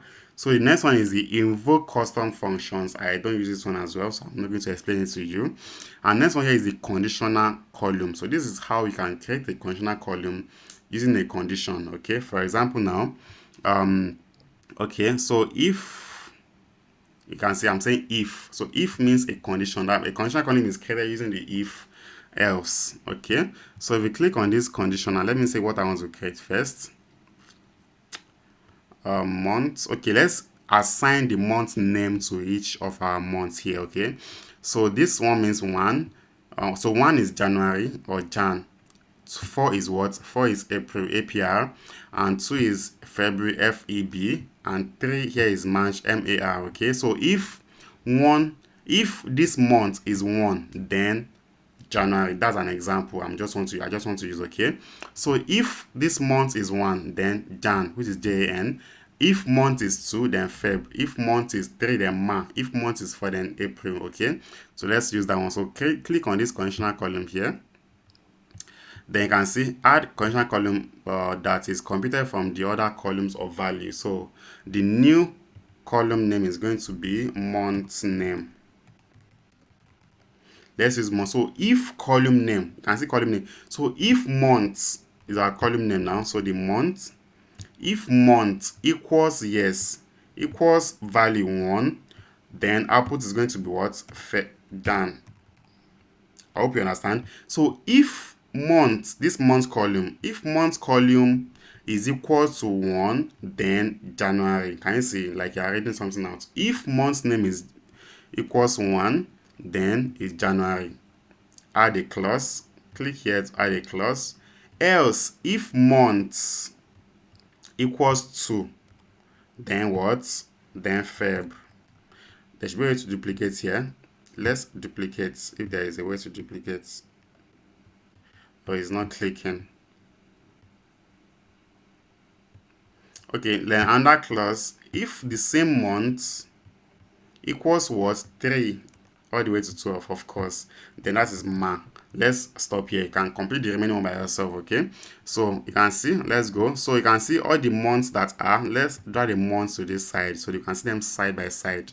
So you can see here all the ones are January, then 2 are February, then 1 is January, then 3 is March, 2 is February, January. Let's go to the end, maybe towards the end, and see what we have there. You can see here with 2 is February, January, February, March, April, February, and so on. So you can see that is how you use conditional function to group your data based on a condition, okay? That is that. So the next one here is the index column. So I don't have an index column here. We have index number here actually. So I would have using an index column here. Just click on the index column to create an index column for your rows, okay? So you can see we have column index number 0 all the way to where we have our rows ended, okay? That's just what the index column is, to create like the number 1 to wherever I want to stop for you, okay? So now we are done with our data cleaning here. Let's see this view and see what we have there. So this is how we can easily change. You can see it is affecting my font size and font type as well. So you choose on this monospace. You can see you can also hide your formula bar, monospace, show formula bar, monospace, like change the font size and font type of your data. Then show white space here. I don't know what that does. Then column quality is where you check for your column qualities, okay? Let's use this one as an example now. Okay, let's go back here. So click on column quality here to show you the valid data, the error, and the empty, that is the missing values in your data. There's not any missing values here, but in case you have like a missing value here, you can see, okay, for example, we have empties here in our month name. Can you see now we have some missing value? We have 20% missing values. As you can, we have 243 different missing values in this particular column. As you can see, that's how to check for your column qualities. Missing value means we don't have any data for it, and that was because we didn't fill up this April and March and so on, okay? That's why I'm seeing some missing values here. That's how you see your column quantity. And we also have the column distribution here. This is to see your column distribution. That is, so we have 6 distinct values here, but there is no unique values. Okay, we have 6 distinct values, but there is no unique values, okay? So this means like different, we have like number 1 to 6 in our sales IG, like 1, 2, 3, 4, 5, 6. Those 6 are distinct values, but then each of them occurred more than once. That means 1 occurred more than once, 2 occurred more than once, 3 occurred more than once, 4 occurred more than once, 5 more than once, 6 occurred more than once. That's why we don't have unique values there, okay? I hope you understand that. Same as others as well. So this one means we have 5 distinct values, that is 1 to 5, but there is no unique value. That means each of them occurred more than 1, like 2 times or more, okay? That's how to check for your column distribution, then column profile as well, okay? And that is that about Power Query. So the next thing now is now to clean our data properly and now load it into our Power BI for further data analysis that we want to do, okay? So what do we need to get into our Power BI? Let's undo this distribution and column quality first, okay? So we have to like check our data here. Is it properly done before we go back to our Power BI? We want to change this PH to capital letter H, okay? So just right click on it and click on replace values. So you want to have it as PH capital letter. Yes, that one is done. Customer type here, okay. So all these ones should be gone. So I want to remove all from here all the way to the end because these ones are only used for examples, okay? So I just hold my control and click on each of the column headers to highlight them all together. You can see, highlight them all together. Then right click on one column header of all of them, then remove columns. Okay, now we have the data set that we need here. And this one, let's check this one as well. Yeah, this one too is okay. So now we don't need all these ones. You can easily delete them. I just use these ones as an example to explain Power Query to you, and I believe you understand Power Query perfectly. So let's remove them. So delete this, delete this one as well, delete.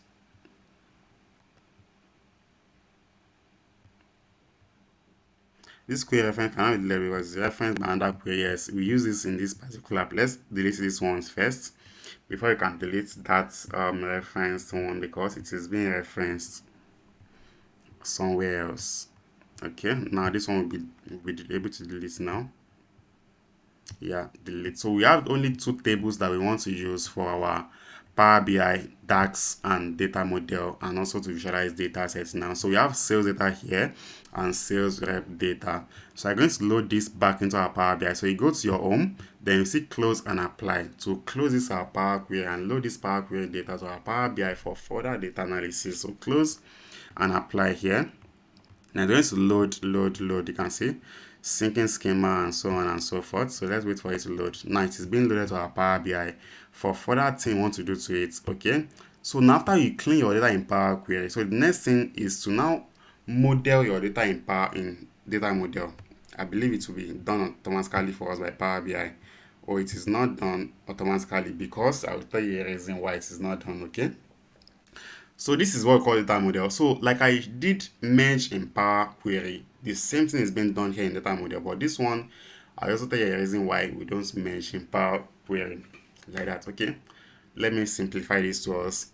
So in Power Query earlier we did merge, where we merge these two tables to make them only one table, but you notice that these two tables are being joined together in one same table when the merge was created. So that we brought this sales rep table here and joined it to the sales data here to make a bigger table, but they were in one single table, right? That was in Power Query. And in case you have like millions of data in one table, millions of data in another table, I want to bring the two tables together to one place in one table, it's going to be too big for Power BI to handle. In case the files are too large, it will be too big for Power BI to handle. Okay, that is why we use data model instead of using the merge in Power Query. Okay, if you use data model here, just create connection between these two tables. You don't have to like bring them together to one set of table. I hope you understand.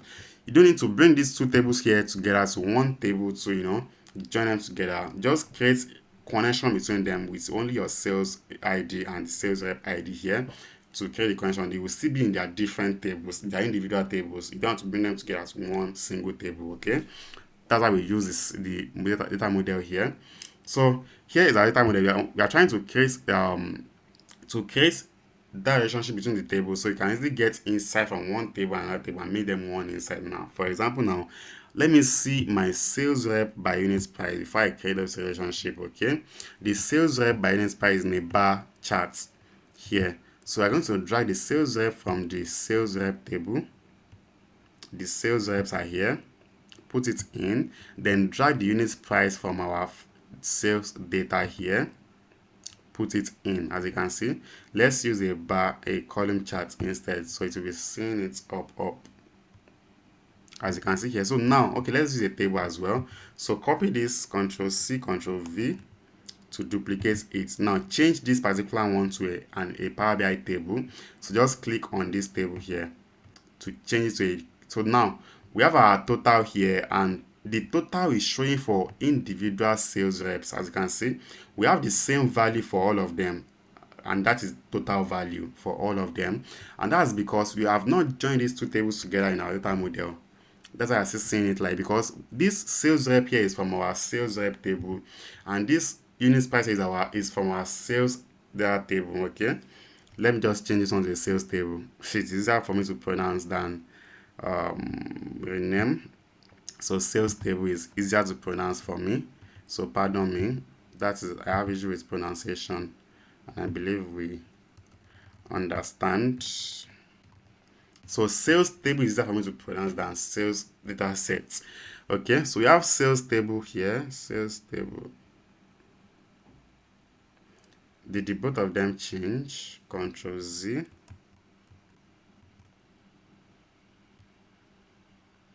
They both changed. So this is sales. Okay, sales rep and sales table. Sorry. So this is sales table and this is sales rep. Okay. So now we have what? We have our sales rep from our sales rep table, and we have our unit price from our sales table here. Okay. So that means they are from different tables, and there must be a connection between those two tables for us to get accurate analysis.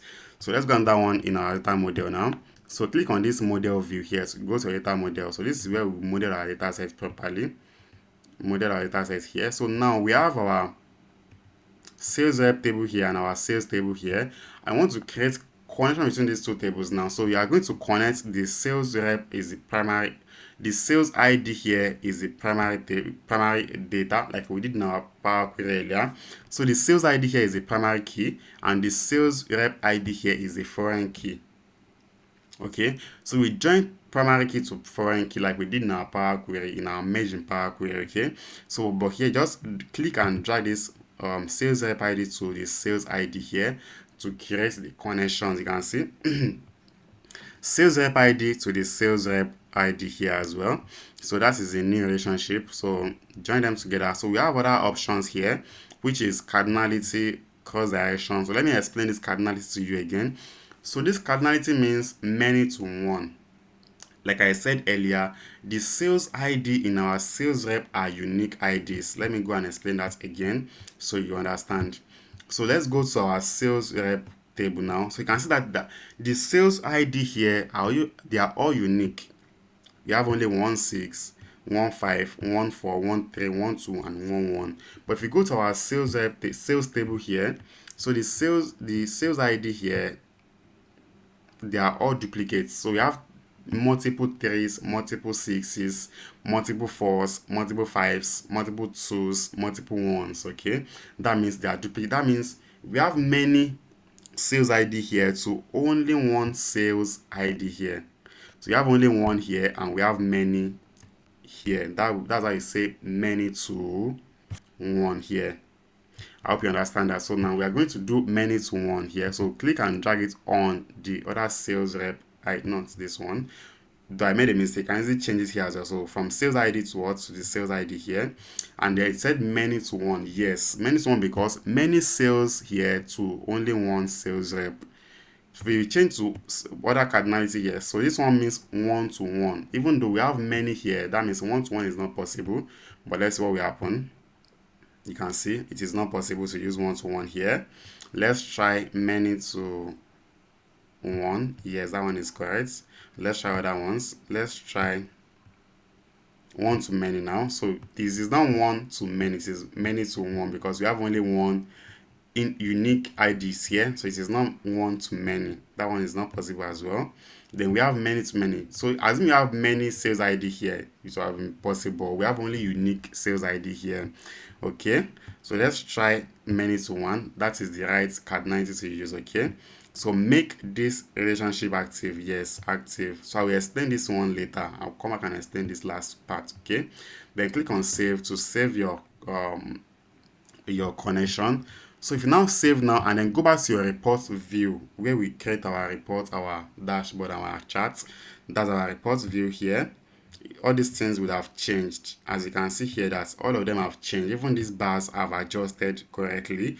Okay, that's because we've create a relationship between those two tables, and now we can easily get insight from one table and join to that table and create meaningful analysis between the two tables. Okay, so here the total here is 42 million or so, and each of them here are showing 70. With this is 42 billion. 1, 2, 3, 4, 5, 6. Instead of me counting like this, I'll just apply the same comma as we used to do in Excel. Apply the comma to it. Okay, to apply the comma to your unit price, just click on the unit price in this place. Click on the unit price column, then go to up here. Then you can easily apply. This is the column name, data type. You can even change type here as well. Then format O number. Then just apply comma here. You can easily choose the decimal place you want as a, but I don't want decimal place. You can easily choose how to summarize your data set here. Maybe average or minimum or maximum or count. Let's use count. It will change it here as well. let's use sum. Okay, so I've applied the comma. So we have 422 million, but these ones are each 74 million. Okay, you can see that it will adjust by itself once you create the connection in your data model. Okay, so now let me do one thing to explain the third thing in our data model, which is so to now go back and edit our connection, because you can see we're editing the connection here. So go back and edit the connection. You can easily click on this line, the line between the two tables. Just double click on it. Double click on it and you will see where to edit your connection. So all these ones that are looking at here are just like the properties of your connection. You can see the two tables here are being joined. This is table sales table, and this one is this sales rep table. The cardinality is many to one, then make it active, yes. So both. So this course direction now, I want to explain this now. Before I explain that, let me come here and show you one thing. So this particular table here, it is from both tables. So this chart here is from both tables, right? So let's create another chart and this one. Okay, let's create a chart from only one table. So we're going to say sales rep here by targets. Yes, you can see this is from only one table. That is, the sales rep here is from the sales rep table, and target here is also from the sales rep table. Now let's get another one. So let's go to the sales table itself. Now let's see city here by their unit price. Okay, map is not working, so let's change the map to just map is filled are disabled. To enable them, go to file options. So can easily use the map. I don't want to go through that stress yet. So let's use the normal bar column chart instead. Okay, so city and the unit price here. Okay, so we have cities here and their unit price. So let me explain again if I go ahead. So let's change this one to a bar chart so we can have the same chart. Sales rep and target is going to be the y-axis. Yes, they are too closest together. It's like they are the same thing. They do have the same target. Let's change it to a table. Oh, I changed to a count of targets. Oh, I did count of targets instead of sum of targets. So come here, you can see this one is showing count of targets instead of sum of. So I'll just change this count here to sum. So I'll come to this small drop down, like this small down. I'll just click on it, then change it to what? To a sum. Okay, yeah, this one is better. Change it back to, yeah, this one is better. So now let me explain this to you. So this particular chart here, it is from the two tables that we have. That is, you can see here we have the sales rep here. The sales rep is from the sales rep table, and the unit price here is from our sales table. That means this particular chart here is from the two tables, and this particular chart here is from only one table out of the two tables that we have here. So this is this sales rep here is from the sales rep table, and target itself is from the sales rep table as well. And this particular chart here is from only one table, which is last table. And here cities are from the sales table, and the unit price are also from the sales table. Now, if I want to filter, so there's a way filter works. You can see we have one filter here. So we have different filters in Power BI. So another filter I want to show you now. So another filter is if you click on this app Aisha. Now let's see Aisha. Can you see that Aisha? When I clicked on Aisha, that means it filtered all of them. That means Aisha made sales in all of these cities. You can see Aisha here as well. Okay, let me change this one to something else. Let me change it to region. Yeah, let's see Aisha's region instead of sales rep. Yes. So you can see here Aisha. Can you see if you click on Aisha, that means Aisha is from the north. As you can see, it will filter for the north. Aisha is from the north. And again, Aisha made sales in all these cities. Let's see Chidima. Chidima is from the east, and she made sales in from all these cities as well. David is from the east as well, and she made sales in all these. Peter is from the west. Musa is from the west, and Grace is from the north as well. Okay, that means this particular chart, which is from the sales rep table here, it is able to filter both of them. It filters the sales table as well, because this chart here is from the sales table, and this one is from the sales rep, and this one is able to filter the sales table. Now let's see if the sales table can filter the sales rep. So let's filter this one. So click on this Abuja. Okay, it does not change. It does not change. And so this one is not changing, right? That's because our cardinality here is not showing. That's what it is currently. It is on both. Single. Let's apply and go back. Can you see this one is not able to filter for this one? It is not filtering, but this one is filtering it. Let's go and turn it back to both now. Double click here and then click on single filtering. Let's use both security level, both direction. Now let's see if they both filter each other now. So click here. Yeah, it is filtering this. Let's see this one.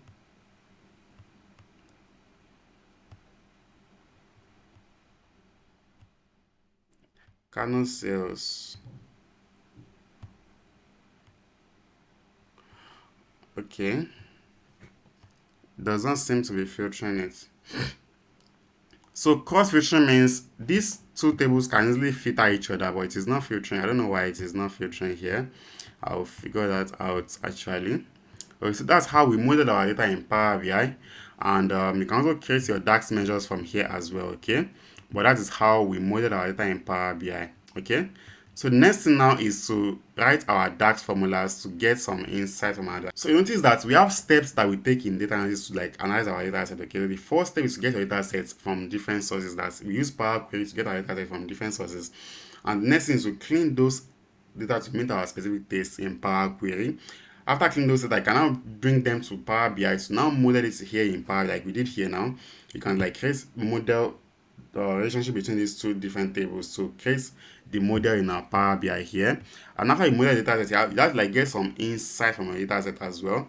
You have to get insight from a data set. That is, use the DAX to get insight from a data set as well. Okay, so that is next thing now, how to use DAX to get some calculations from your data set. Okay, now let's go back to our the report view here and delete this particular one. So let's delete this one and leave only this one. Okay, so now if you go to our data set in our table view here, let's see the data set in our table view. So we have to like identify our KPIs first. Okay, so what are our KPIs? So we can know what insights to generate and how to create our DAX measures. Okay, so the first KPI we are looking at here is the total customers or total sales. Okay, the first insight here is total sales. Okay, total sales is our first insight here. And the second one is we have unit price here, we have quantity. That means we have to get our revenue.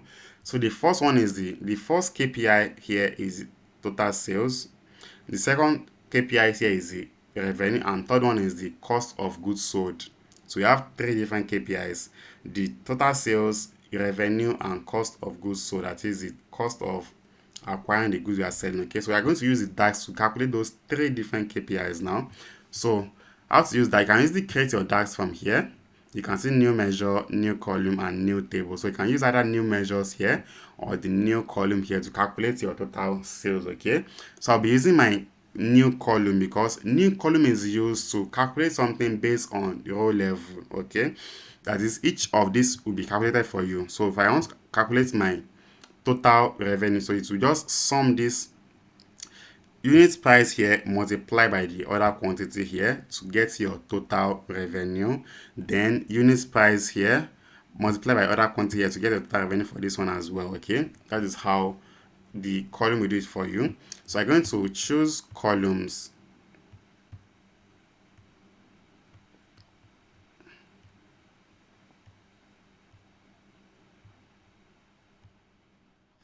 So I'm going to go to new columns here, right? So click on new columns here.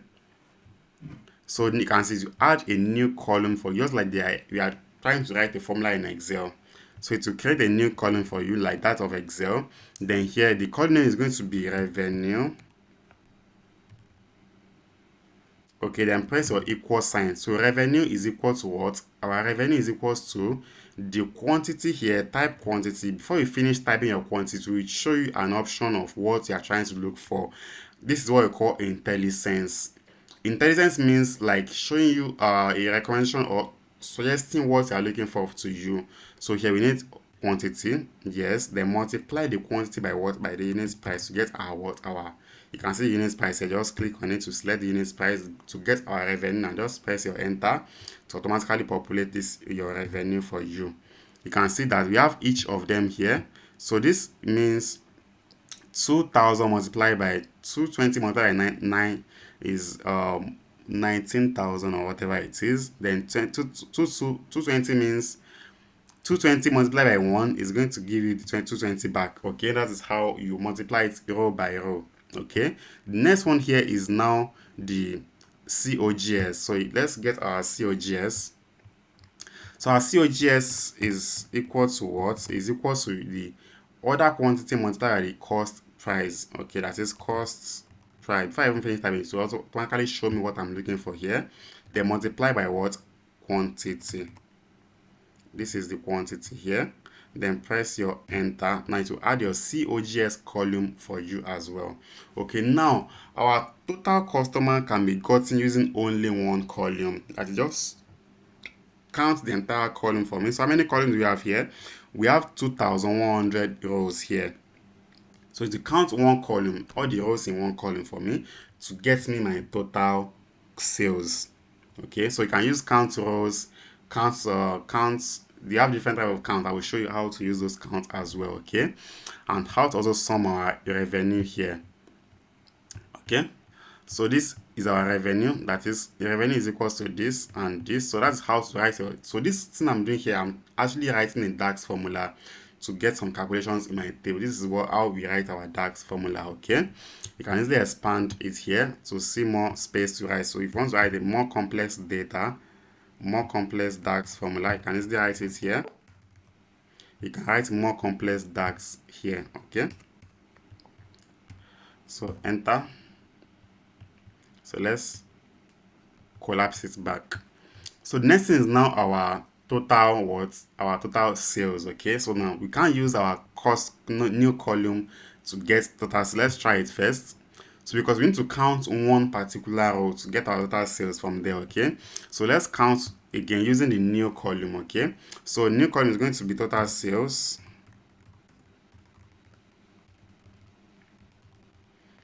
is equals to what?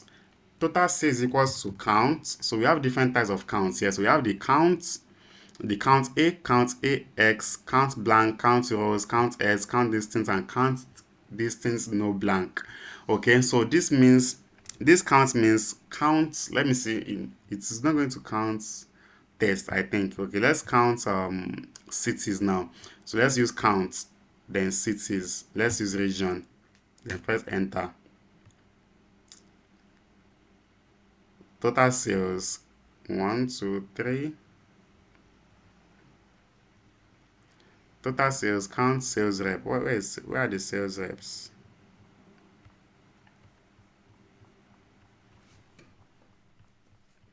As you can see, what is happening, because count basically counts each rows in your table. So that means it is counting total sales rep that we have and putting the value in front of each of our values here. Like 6 is like total sales rep we have, right? That is 1 to 6 total sales rep we have. So it's counting and putting the values in front of each of them, and that is not right. I will show you why it is not right. Now let's use our new measure here to count our sales rep. Okay, so new measure is equal to count sales measure is equals to what? That's equals to count as well.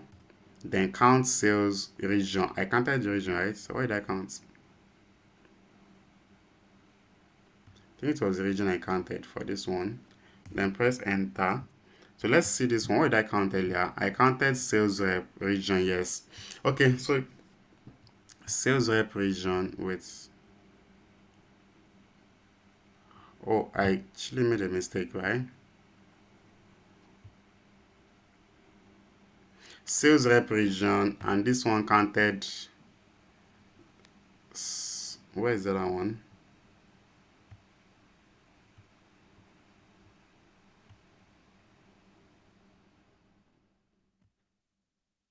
This one counted sales rep region as well.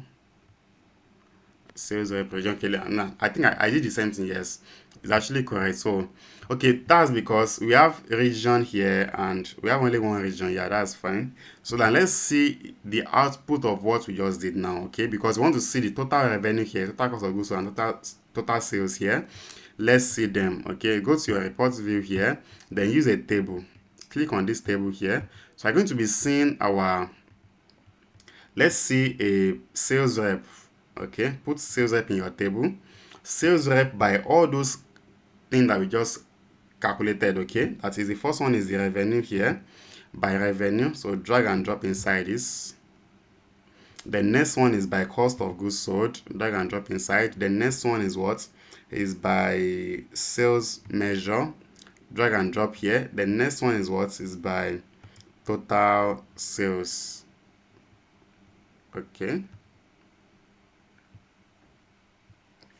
Sum of total sales, sales measure.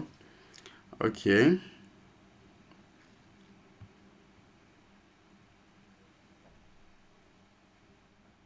This is still not accurate, right? But these ones are accurate. Total revenue is here and we have total sales here. Total cost of goods sold, rather. Okay, so these ones are not accurate because we want to see our total customers and total, like total sales. So total sales here is how many? So we have how many total sales here? We have 2,100 total sales here, but then we are getting how many total sales here?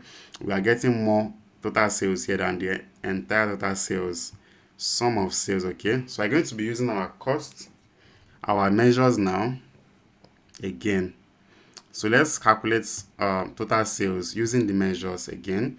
So I'm going to come here, right click on this, then click on new measures now. Okay, so this new measure is going to be total sales original, and that is going to be equal to count.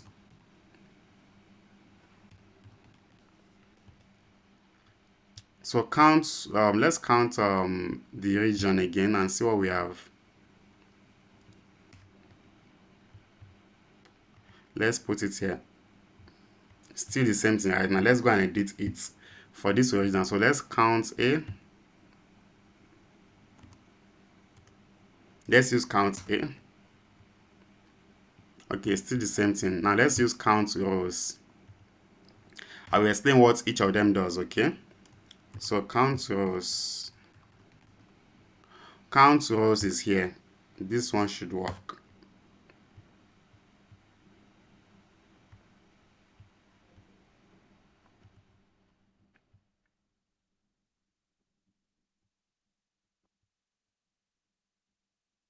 Count rows, sales. Oh, my bad. So count rows of sales rep of region, right? We are using region. Oh, count rows, my bad. So count rows only accepts table, like the entire table. So you can count the rows in the table, okay?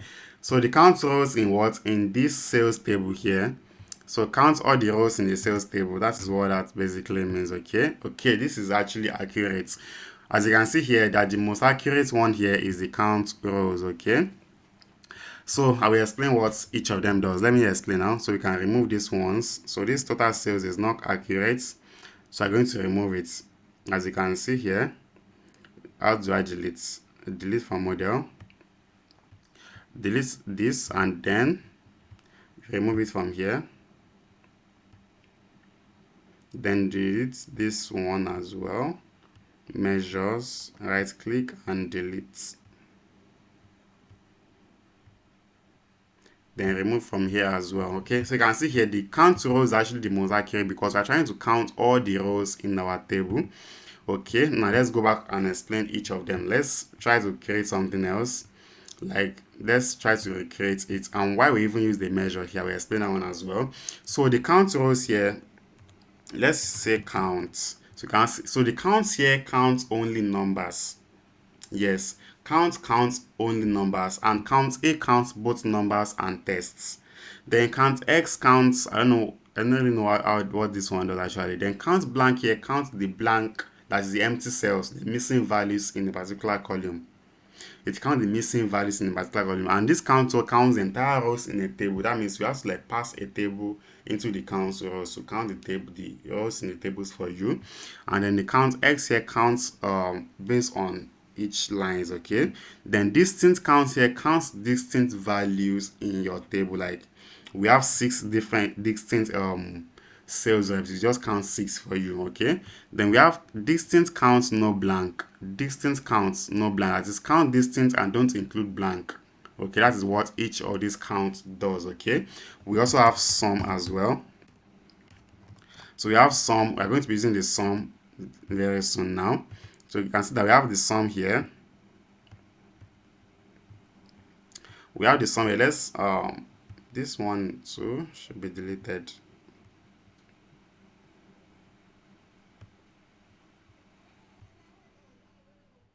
Yes.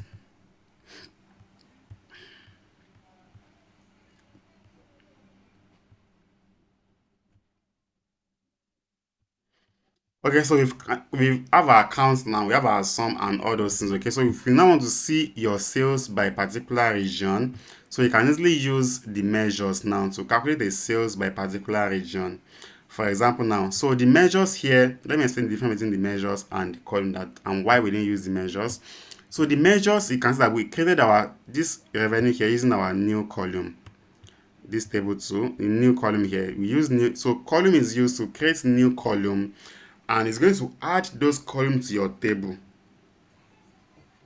Here's our table here. So the new column here, we add the column it creates to your existing table. As you can see, to add new revenue to the tables now, it will add this one as well to the table because we created this one also using the new columns. Okay, it's just add them based on each of the rows and add the entire output to your back to your table. But then the measures that we have, you can see this total sales organization, not original. Let's change this back to total sales now. Total sales, you can see this total sales here, it is not in our table, you can see. So that means measures are not being added to your tables, and measure does not sum based on row level, it just sums the entire thing for you. So measure sums the entire thing for you automatically. Further, let me create a new revenue now using the measure so you can see the difference between them now. So let's create a revenue like we have here. You can see we have a revenue here. Let's create another one now using the measures. So you can also create here, click here optionally and select the new measures. So here, measure revenue, like measure from the revenue from the measure is going to be equals to what? So we're going to multiply the units price by the other quantities to get our total revenue, right? So we're going to do it like quantity. So now as I'm typing quantity, unlike when I was using columns, excuse me, let me go and try and use columns for you to see now. So click here, then choose new column instead of new measures. Okay, so now we are dealing with columns now. You can see if I type quantity, it will show me the quantity from the sales table. But if I choose the measures now,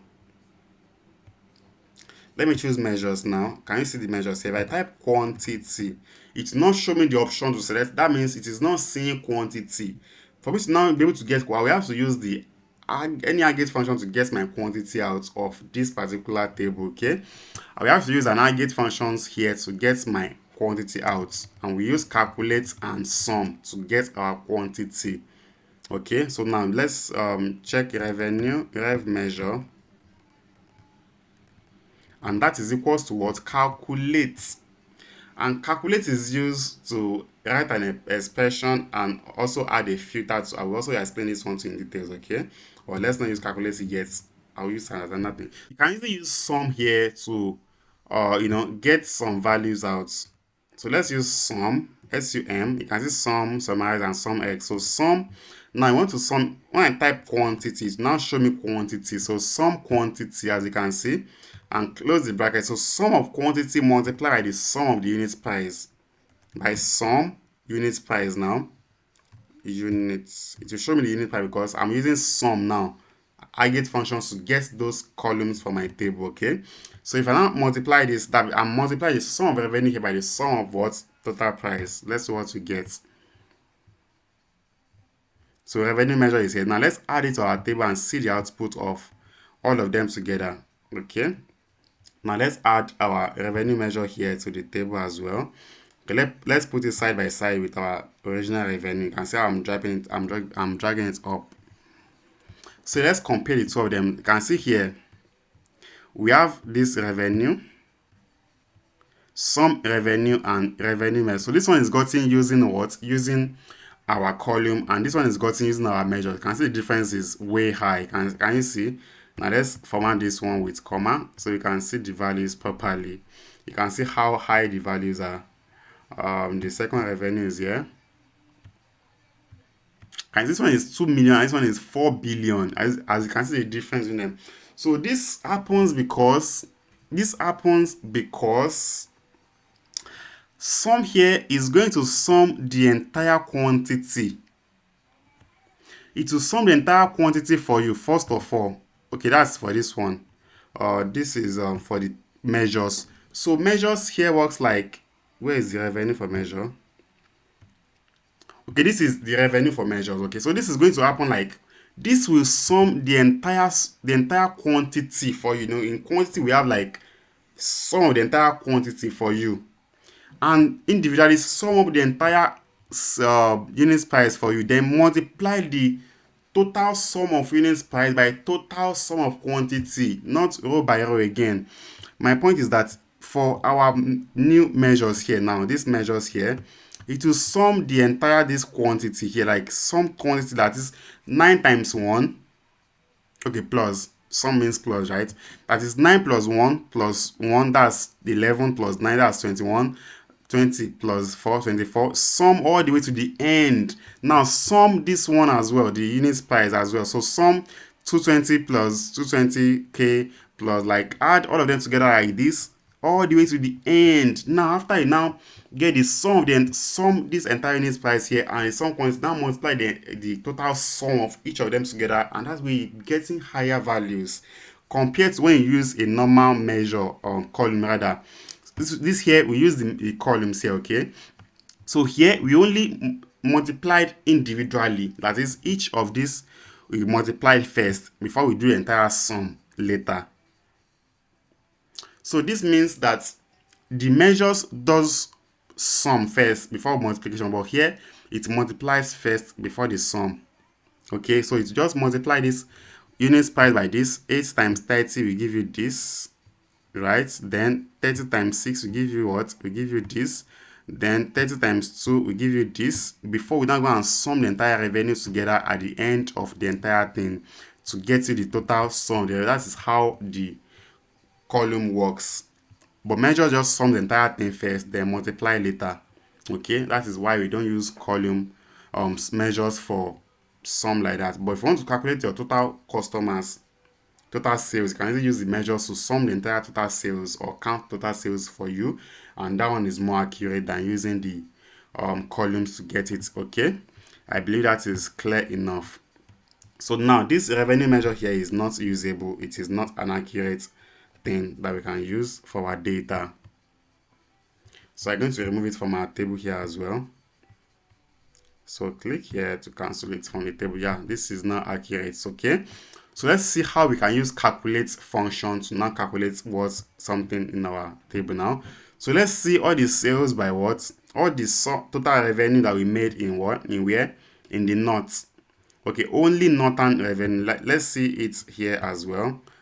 Copy this table, Control C, Control V it, and see only the, let's see region by this same thing, right? So I'm going to be seeing the region here by revenue now. So put the revenue inside this place. Okay, it's already there. So I'm going to delete this.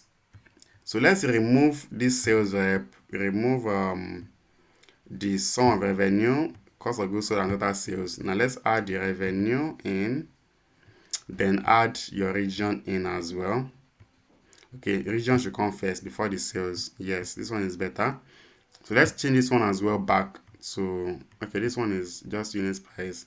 Let's change the unit price here to sales.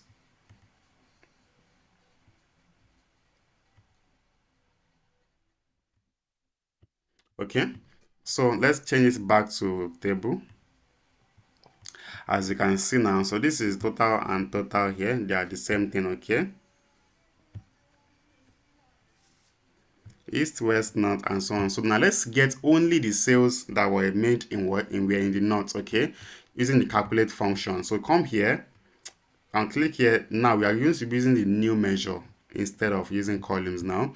So I'm going to type only northern sales, only the north sales. Okay, or not revenue, or the revenue made in the north alone. This means another filter.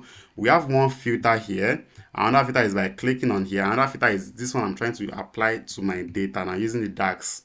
So we have the DAX level filter and chart level filter as well. So this is DAX level filter, and I use calculate to apply the filter. You can see calculate here. So the expression is going to be sum total sales, sum the total revenue. You can see the revenue here. So sum total revenue, close the brackets and close the bracket as well. So the next one now, comma, so you can see sum the revenue, then comma, now the filter. So this filter means which revenue do you want to sum for, which particular part do you want to sum. So you can sum for a particular region. So sum the revenue where the region, so where sales rep region is equal to what? Not. Make sure you get the accurate and accurate spelling. Okay, North. Where sales rep region is equal to what? Not. And close the bracket and press enter. Now you can see the northern revenue now. So let's change this revenue here to the north. Okay, let's add north revenue to it. Okay,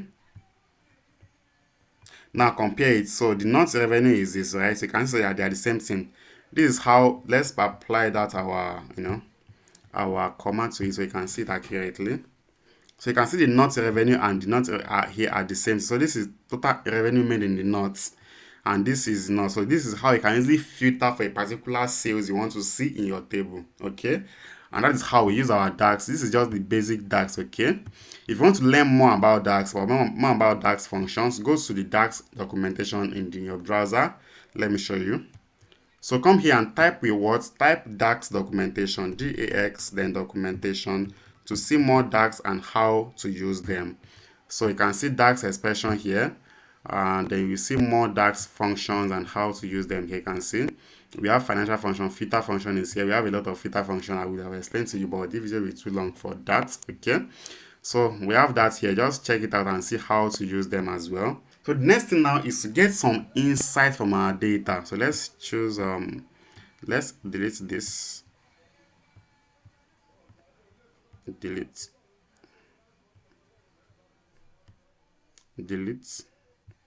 So the next thing is to get insight from our data. So now we have our revenue. Let's delete this. Delete this. So now we have our we have our Power BI tables here. So the first table is this sales rep table, okay, and we have this sales table itself, okay. So how do we now get insight from our table here? So the first thing is to identify your KPIs, which is what? Let me write it on the so you can see it together. So we're going to identify what? Identify our KPI. So the first KPI here is the KPIs here is what? The revenue. Then second one is what? Sales, and COGS here. Okay, the next thing is now to identify what? Identify your categorical data. Okay, that is the first thing here is city. So you have city as our first categorical data. Let's change this one to what? Category. So we have city here and we have the customer. These here are our categories, customer type, and we have then we have channel,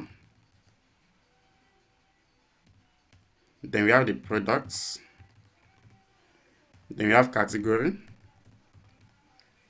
then we have you have dates as well, so you can choose any date at all.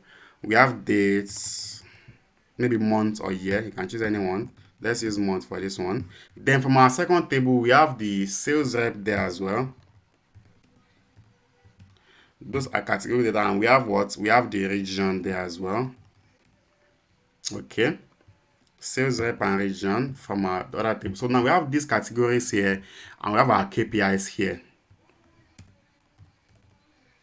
We have these categories, and we have our KPIs. Okay, so now you now group your categories here by each of these KPIs. Okay, that means you can have cities here. Let me give you a space. You can have cities here by what?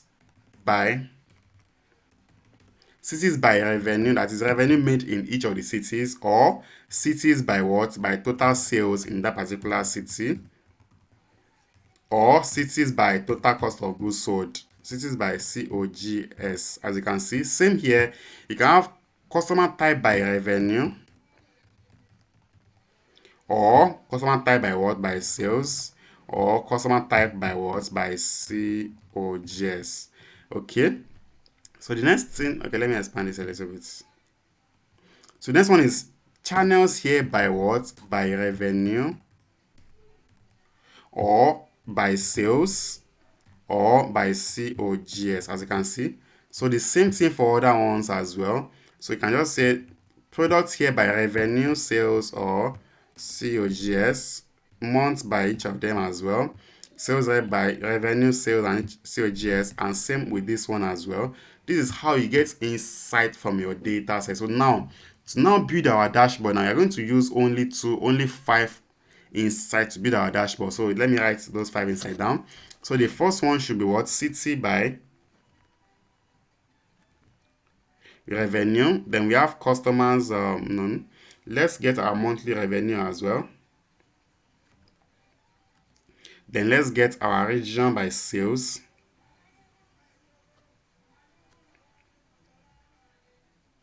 Then let's get our channels by what? By revenue. Then let's get our categories by COGS.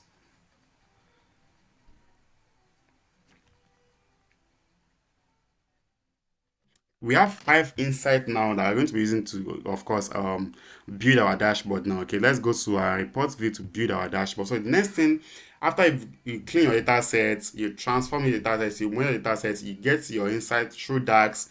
Now the next thing is now build your complete dashboard in Power BI. So that is where I'm going to go into now. So to build a dashboard, you have to like use those insights you got earlier, which is the city by revenue, the first thing. So drag your city inside here, then put your revenue in. So city by revenue, which is this revenue here. So let's turn it back to this. Here are our cities by the revenues now.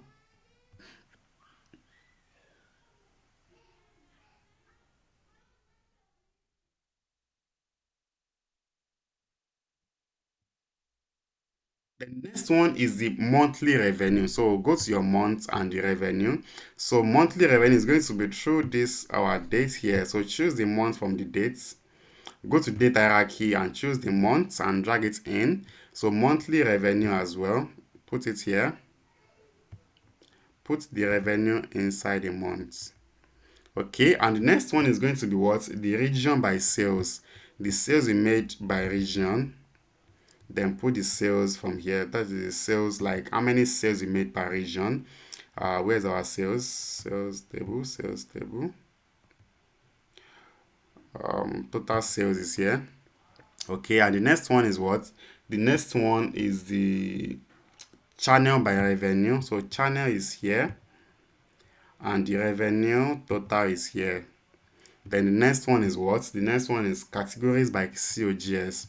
So we have category here, and we have COGS here. Okay, so here now, okay, we're supposed to get our profit as well. Let's get profit. Profit is going to be COGS.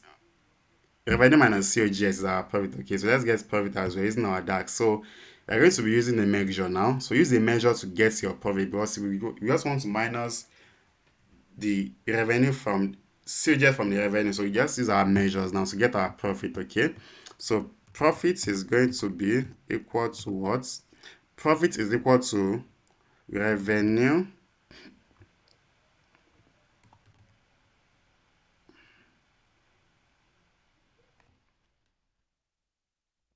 Let's use sum of revenue. What is sum of revenue here minus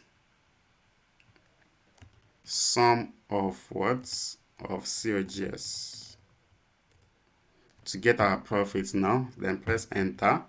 So I'm going to be using our profit instead of this COGS. Let's see categories by profits instead, okay?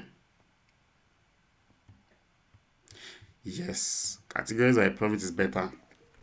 Okay, so let's change this one back to the right chart we want to use. So we want to use line chart for in time series data, because in January, February, March, that is monthly data is time series data. Also yearly data or daily or weekly data. So those are time series data, and we use line chart to represent those kind of charts. Okay, so change this one here back to line chart. That is how we use time series data. Okay, and for these categories here, those ones are categorical data. So here you can easily use either a pie chart, bar chart, column chart, or a donut chart for this, because we have only 3 categories here, and donut chart is better used for this. But since we have a lesser category, you can use donut chart for this particular one, and then use maybe like a bar for this particular one, and use like a, this is East month. This one should have been in let's use like a, this one for this. Okay, they have similar sales for each region, so let's change this one to this as well. Okay, so the next thing is now to arrange our charts and do some basic adjustments, and add things that should be added to our chart as well. So let's do that now. So let's arrange this, and again for our chart we need to like put something that are similar in nature to each other. Like this monthly sales is similar to, okay, this city and the region are similar, so let's put those ones together, closely together. Okay, and this line chart, they like a place that they can easily sleep, where they can easily lie down and do those stuff, where they can express themselves well. So let's apply basic function, like basic formatting to each of them, so you can see clearly where each of them ends and starts. So first of all, let's apply what. So if you want to format your visuals, you can easily use this particular place to format your visuals. You can see this small thing here, format your visuals. Like visuals is like this, each of these charts here. So click on this format of visuals here to format your charts. Now I want to apply a border to each of the charts. So you go to general here, then we see effects, then choose border, visual border, turn it on, then choose the color you want for your visual. Yeah, black is fine for now. So let's do it for this ones as well. So since I've already done it for only this one, I can easily apply the same formatting to other ones as well. So click on the one you've done it for, then click on this format painter here, then use it to click on the one you want to apply it to next, which is this particular one. Oh, you didn't click on it. Okay, click here, then click on this, click here,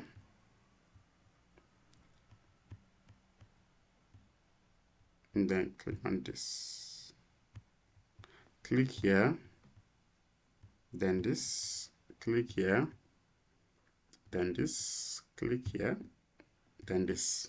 Okay, so apply border to our chart now, so you can see what we are doing. Okay, so you can see where each of them starts and ends. So now let's bring, before we arrange our chart, let's bring what, let's see where we are going to be placing our KPIs and our chart title and also our sliders. Okay, because we need slider here to fit our data. So we are going to be using 2 or 3 different sliders. Now let's check the slide we can use. So let's use slider from the region. Okay, we have region here, channel, category, cities and months. So let's use product slicer. So drag this and put it here and change it to a slicer. So slicer is here. Okay, so we have our product slicer. I can easily click on the product to see the breakdown of each of these products. So what does this mean? Like if I want to see all the sales, like all this breakdown, you can see that this particular chart, all these charts here, they are for the entire data set. If I want to see each of these charts here for each of these products, like Sofa Classic now, I want to see this analysis for only Sofa Classic. I'll just click on Sofa Classic here to now see the analysis for only Sofa Classic. And see, it will be changing for each of them. So these are the total sales for Sofa Classic. Okay, it changed for air conditioner too. You can see it as well for all of them. Laptop 3, you can see it for all of them. That means it's filtering or it is trying to filter a table for you or a chart for you. Okay, so let's use this one. This is our first slicer here. Put it by this side here. Let's get one more slicer. Let's use sales rep slicer. Yes, let's use sales rep slicer. I didn't even use sales rep here at all. So let's use sales rep slicer. So you can use this slice like break down by sales rep. So put sales rep here and then change it to a slicer. This is a slicer chart here. Okay. Yeah, this one can come down here as well. Yeah, so now the title and the KPIs of our KPIs. So the KPIs are used, so you can see here is our card. So you use card for our KPIs.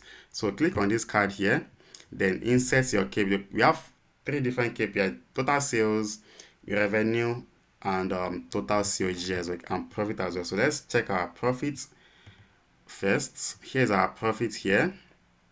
This is our first KPI. Duplicate this, Ctrl C, Ctrl V. Next is our what is our revenue, which is here. And next, Ctrl V again, is our what total sales, which is what is this total sales here. So I'm going to remove profit here and add what total sales there. Okay, so you can now arrange this properly in our charts, not this one. So this should come to the end here. We're going to design them properly, so don't worry about the design. And this should also be here. Also apply the same border. Escape back. So let's apply the same border to our KPIs as well.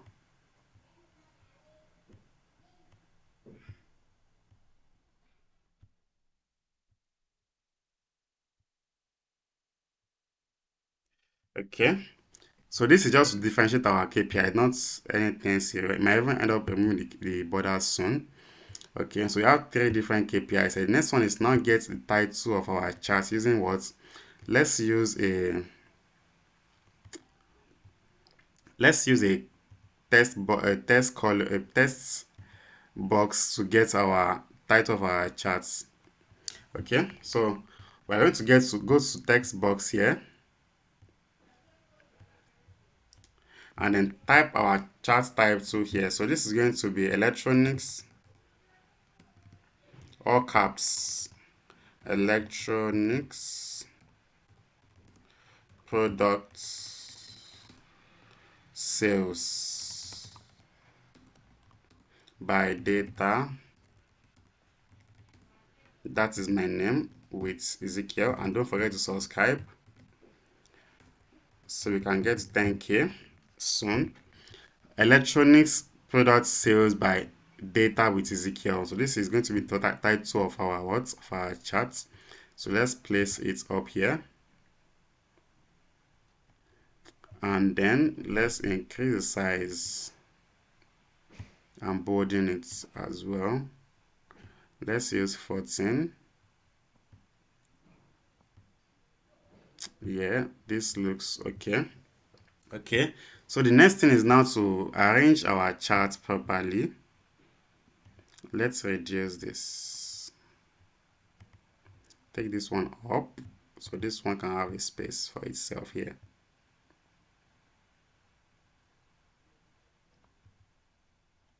Yeah, so this should stay here. This is okay. You can easily see all the sales by Aisha or all the sales by Chidima or both Aisha's and Chidima's sales all together. You can easily see it here, as you can see. So that is how we use the filter or slicer in Power BI. Okay, this is okay.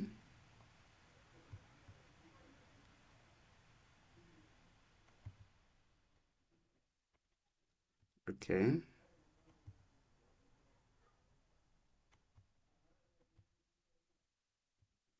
yeah,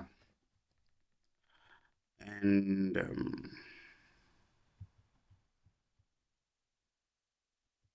let's drag it down a little bit. Yeah, this is looking like what we want and need. Okay, so the next thing is now to, design our charts now because they're not looking okay. We need to like arrange them properly and possibly give them a good design. Okay, so I don't have any design in my head.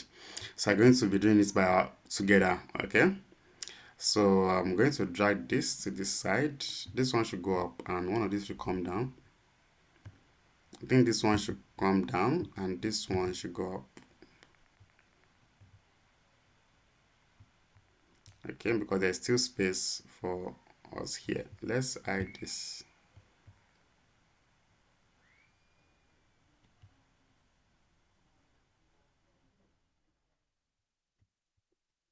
Let's bring this close. Okay, well, let's see one more thing that we can add, and this is okay. I don't want to have too many visuals here in our dashboard. It's always distracting. So just get to key insights to your dashboard and that is okay. Okay, take it up. Arrangement is a problem that you need to go through. You need to, alignment and arrangement formats. Is there alignment here? You can just click on this and align them to the what? Align them to the left so they can be aligned properly together. Then you can easily increase this one, increase here, and this one too, here. Yes. So now that we have our chart here now, so we can easily, change some backgrounds and some things in our charts. I would have loved to, build this background here in my PowerPoint so I can show you how to build your PowerPoint, but that chart background in your PowerPoint, okay? But this is looking good. So let's build a PowerPoint background so I can show you how to how to format your dashboard templates in format your templates in your what is it called, and then come and add it as a background here and then automatically use it like that. So let's go to our PowerPoint now to do our chart visuals. So here in PowerPoint, I'm going to be okay. So here in PowerPoint, I'm going to be creating my chart background here in PowerPoint. I can easily use the background, the chart background here as my background visual instead of me just copying and pasting different elements in my dashboard. Okay, so I will tell you why we do it like this as well. So here we have different things here that we can easily how we place them. Let's see them properly so we can know how to design the background. Okay.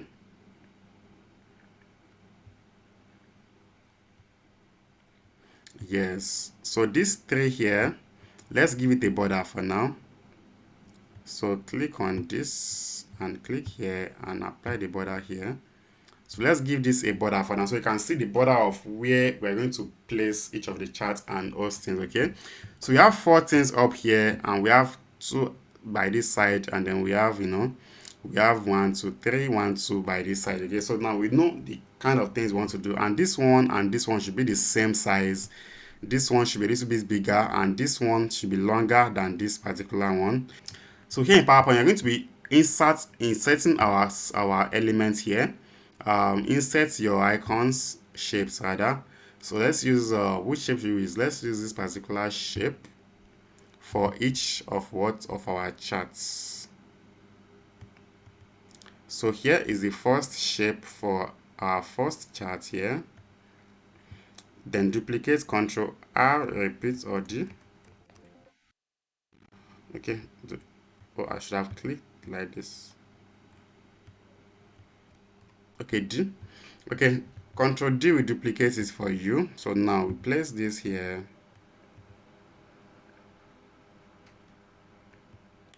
And reduce. Then we place this here. So D again to duplicate for these ones. So let's just place them randomly, and then we're going to be,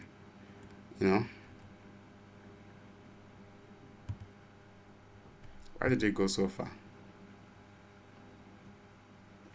We actually have only 2 steps, so 1, 2, and those small ones. So let's get those small ones first. Control D.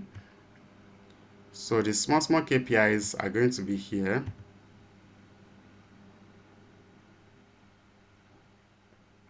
Yeah, Control D.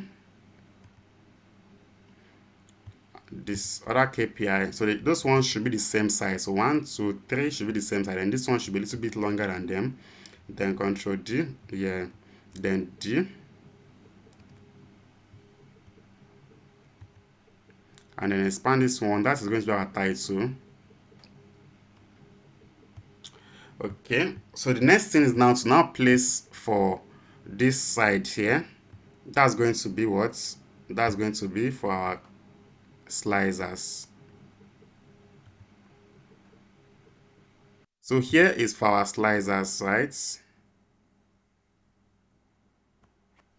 Okay, now let's get the charts that we need. So the charts that we need are going to be here. So this one should be like this. Then repeat, Control D it here and D it here. So let's remove this one. It is not easy to design this actually, so it is a little bit stressful. And so this one should be reduced. Still the same height. And D it is not easy, just bear with me. Then put this one here. Then this one, yeah, this is okay. Okay, the next one is now expand this one to cover the space that we have here. The space should not be too much. Okay, then expand this one all the way to this place. And again, this is like too curve for me. Let's reduce the curveness if that English exists. So reduce the curveness here. Let's see if you can apply painter. Yeah, I think there is apply painter. Oh, it does not apply the curveness painter. Oh, yeah. I wanted to. It does not curve it. That's really painful. I want to get the same curve for all of them. I should have done that before I started. Okay, I think I'm getting something cool. Then for this one too, I don't want much curves. Then for these ones as well, but I think the curves for these ones are okay. Okay, so let's increase this one. So select these 3 middle ones here, control click, yeah, and then increase them below here the same size, and then let's distribute them same way. So align them, distribute them horizontally. Yes, now align them as well, bottom or top. Let's use top. Okay, the same with these ones as well. So distribute them equally. So these ones distributes them horizontally equally. Then align them top. Yes, same as this one and this one too. So distribute them equally. Okay, why is it not distributing equally? That's fine. Alright, so you can see here that we have the right thing, but now let's change. So we actually have the right we have the right layout now. Just change the colors and basic other things. So let's use one, because here is our KPIs. Up here is our KPIs, right? So we're going to be using one thing to cover the KPIs. Okay, so let me do it like this, like this, like this, like this. So bring them forward, bring forward, bring forward, bring front. Yes, so you can send this one to the back of them and expand here. So you can cover these ones in one layout, right? So these ones can be covered in one layout, and then these ones can be brought down. So select this, control select, control select, control select. So you can easily reduce this one from the top. Yes, we need to distribute these ones also equally from to the top. So align these ones top. Yes.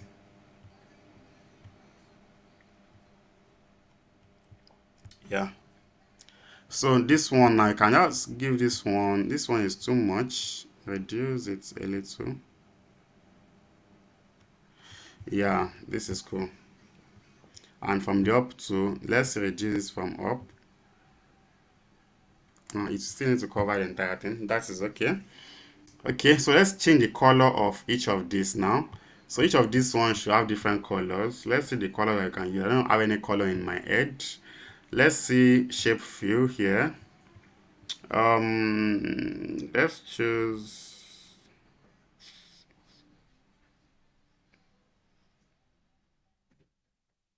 This is looking like something we can use. Let's try it. So format painter.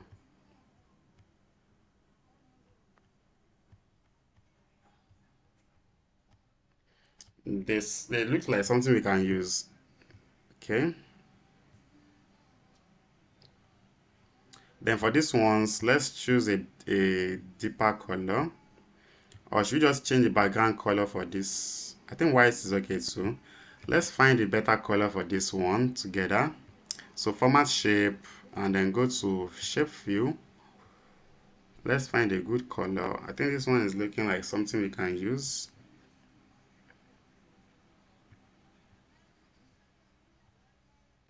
More color gradients. More colors.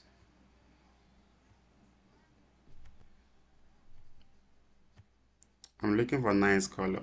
Let's see this one.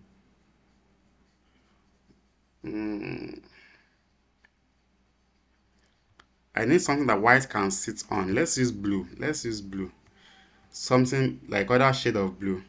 Not this shade of blue. Let's find other shade of blue. Yeah, something darker like this. Yeah. Yeah, let's try this one. Then format painter. Format painter. Format painter. Format painter. So white can easily sit on them properly. Very well. Yeah, this looks okay. This looks okay. Now let's change the color of this one to something reddish. This is not the best though, but at least accept it like that. Something reddish and increase transparency. Yeah, let's increase transparency on this one as well and see what we're going to get. Oh, this is also looking okay. 58%. Let's format painter.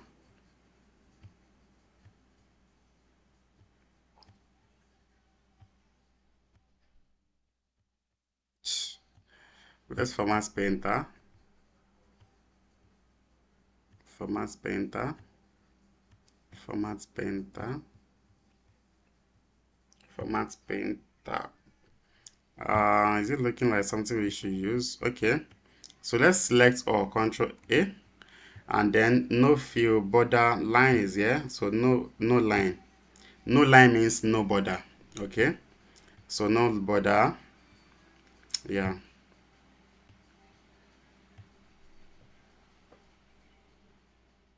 This looks like okay. Maybe this one will bring out the color from there. Let's change this one to yeah. It will bring out the background of that one. Yeah. Something like this. Let's use this. Okay. So since you have this background here, you can easily use this background in your Power BI. Just place each of the charts on each of the backgrounds and you are done. Okay, so this is the highest work. Since you got your insight from your data sets, and you have your visuals there. So just place your those your visuals on this background here, then you are good. So now let's save this one as our PNG now, as an image. Okay, so come here, file, and then save as. So save it in, let me save it in my browse, and then my downloads, in my downloads here, then save this as PNG, portable network graphics. Okay, as PNG to your downloads, and then go to use it. Presentation one. Which slide do you want to export? Just one. How many do I have there? I think I have only one. Yeah, I have only one. Yeah, so let's see what we have. Let's go back to our download and see what we have in the download. Presentation one. Yeah, it is there. Okay, so we're going to be using this one as our background in our Power BI now. So let's go to Power BI. Okay, so now to use this as a background in Power BI, just go to your canvas. So don't click on any charts. Click on the empty canvas here. Then click on this format your report page. Click on it, and you will see canvas setting, canvas background, and so on. So choose canvas background here. Then you can see color of your background. You can choose any color here for your background. 100%, change it back to like, you can see the background color is showing. Let's change it back to something else. That is background color, but we don't want to use background. We want to use what? We want to use an image, which is our image. Okay, so choose image here, then choose the image you just downloaded to your Power BI. You can see now. Let's remove that background color, white. Okay, so now you can see that we have our background there. Now you have to place each of our chart. It is not looking okay. Okay, let me do it here, so I'll get the right thing to use. Okay, I'm sure you know what I'm talking about. So I want to get the right placement for my background, so use it here.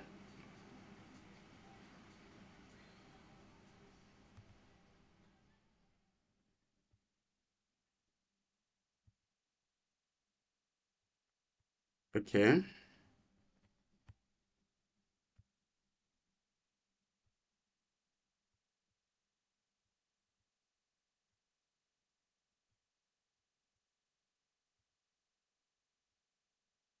now let's check other options for this. So click on your format your report page, then go to canvas background. Then you can see fit here. You can see fit, stretch, or fill. Let's check fill. Not much. Let's say stretch. Stretch. I think stretch is better. This one is better. Stretch is better actually. Let's go back to our main page and choose stretch here. That one looks better. Yes, this one. So you can now place each of our charts on where they belong now. Okay, so let's start from the bottom here. So this first one here, I don't want to see this entire report. So this one should be placed properly here. Let's reduce this one as well. So let's reduce all these ones too. You can see they don't belong here, they belong to their house. Go back to your home. Okay, so place this one properly in where it belongs, as you can see now. So you cannot change. What we're going to do here is that we are going to format each of these charts properly now and place them where they belong. Okay, so now we are going to use white should be able to show here, right? Which color best fits this particular color? That can pop up the color of it. We choose that one later. So let's go to general here now. Go to format visual, then choose general here. Then I'm going to go to title. Title should be sales by region, not total sales by region.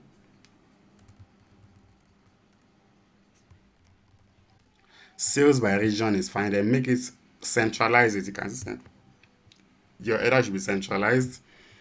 And here, let's remove this side because, of course, we know that east, west, north are known as region. So this region here is like repetition.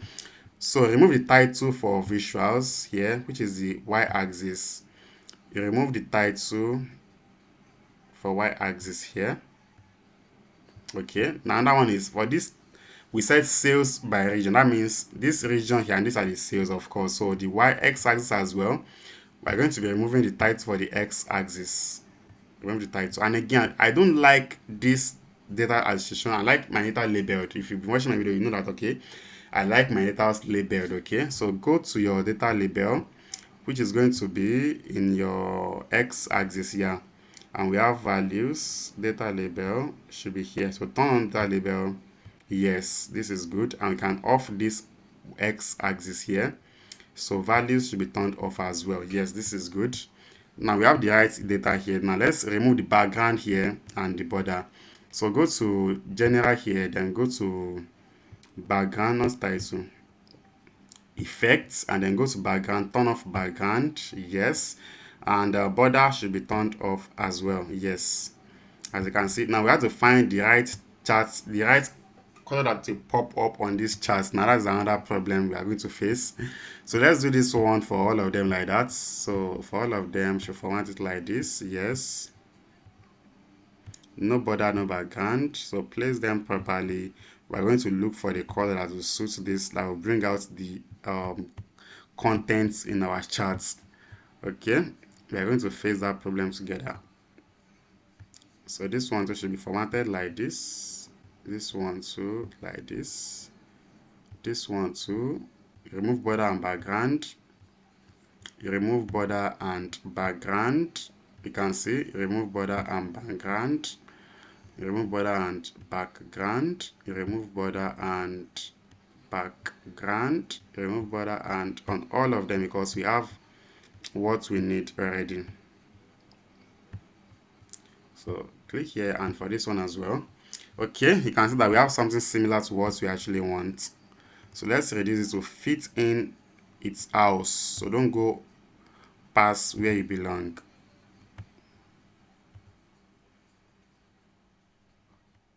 Same here, don't go past where you belong.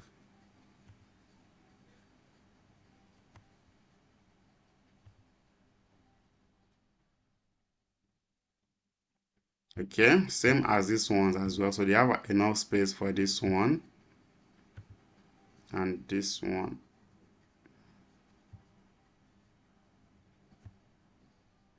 Okay, same as these ones as well. Let's bring them to the middle. Yeah, and these ones too. Yeah, let's make sure they fit in that place. These ones too, let's make sure they fit in that place. It is not easy being a dashboard for you, so I'm trying to make it easy for you. So don't forget to subscribe and make it easy for us to help you as well. Okay, and share.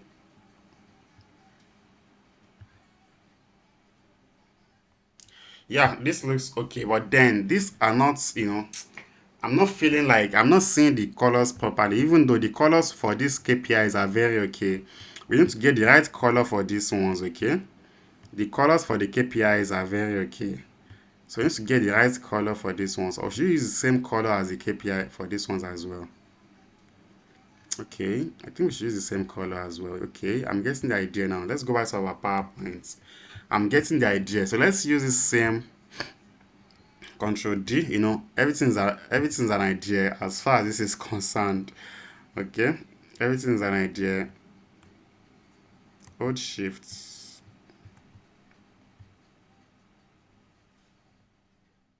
So we need to send this one backward so it doesn't cover all of them, because I'm seeing here that these upper here are very okay.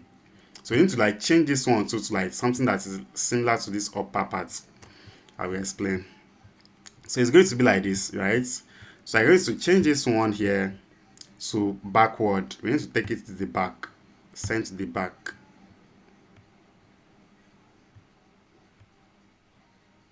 Is it at the back? I want to believe so. So now I expand this.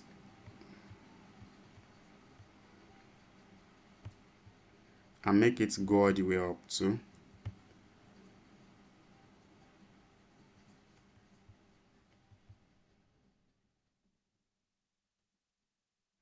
Yeah, something like this. So you can now highlight all this, all this.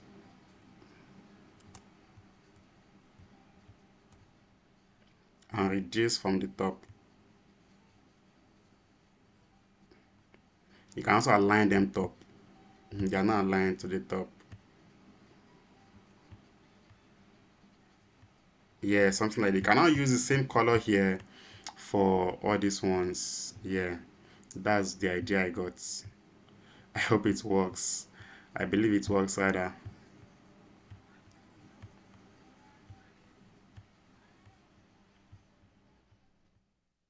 So what color is this? Let me find out this color. I like this color a lot.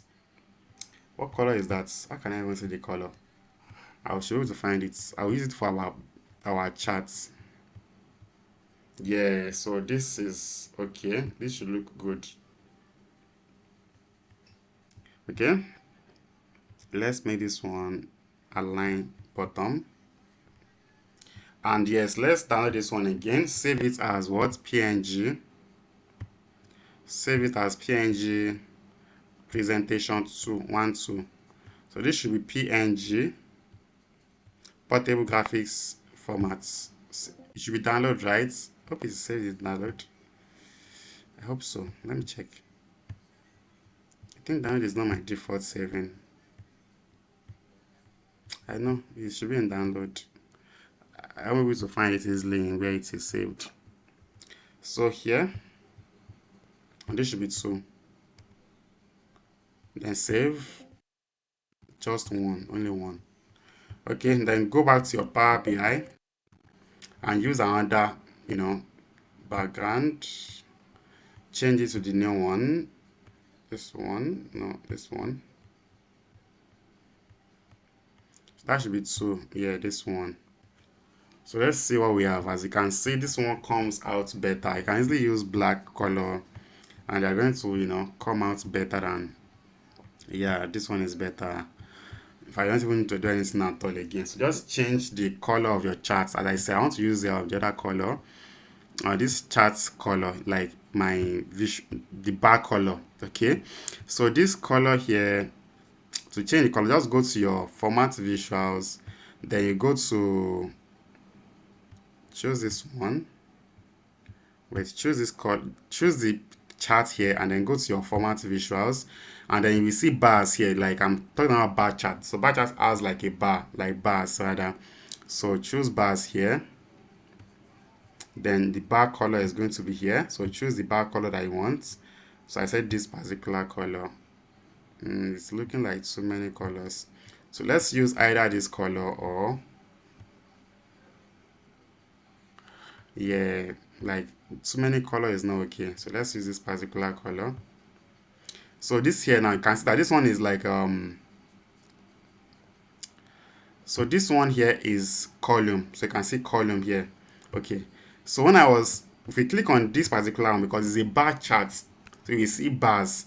Bars means the each of these bars here, okay? And this one says column chart. This one means to be a column. You can see the column here. Change the column color to the other color that we use for the other one. Can you see? That is how it works, okay? And this one here, if you click on this one, so you see something else. You can see slice. The slice means like slice of a pie or donuts, okay? So change the color as well to the same shade of color here. So the colors here should be general color is going to be with slices, open it, then color. Why is it? Okay.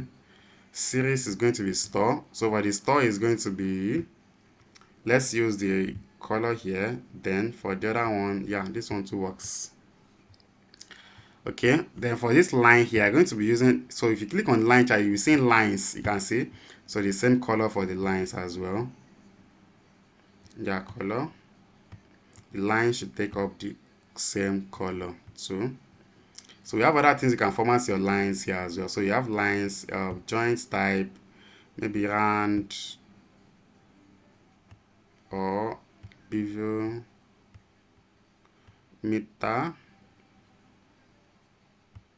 I'll come back to that. So let's check this one as well. So the color should be the same color we're using. I don't too much like this color because it is blending too much with the background.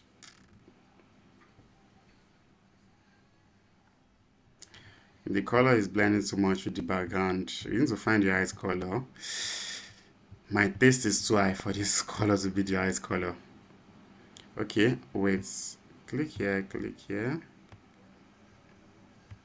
So click here, go to the bar again, then choose color. So let's find a color.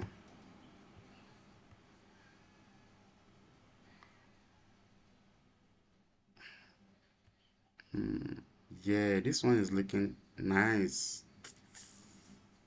Yeah, this one is looking nice.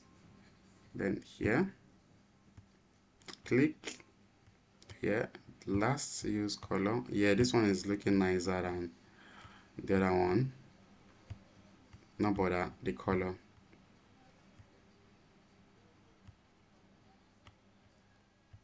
Here,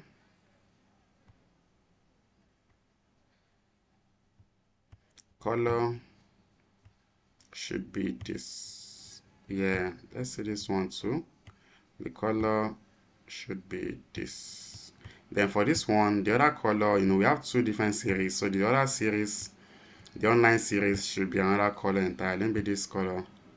Yes, this looks better now. Okay, so now you can easily bolding this so you can see the values here properly. So you can easily bolding the title. The title is actually fine. Okay, title is fine, and yeah, we are good. So this is how you build your chart from beginning to this place that we are in now. So you can easily just screenshot this one, or using sniping to just snipe this, snipe this like this and save it to your download. Save to your downloads here. Where's downloads? So save. So you can easily post this one now in your Twitter, tweet about something.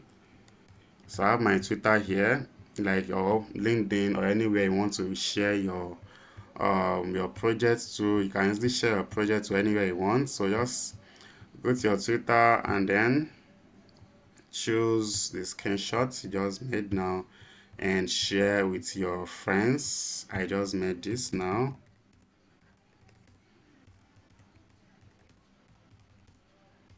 Yeah, this is how you build your project from Excel and learn from Power BI and learn Power BI all the way from scratch. So don't forget to like, share with your friends, and follow for more. Subscribe for more rather, and let's go together. I'll see you in my next video. Ciao.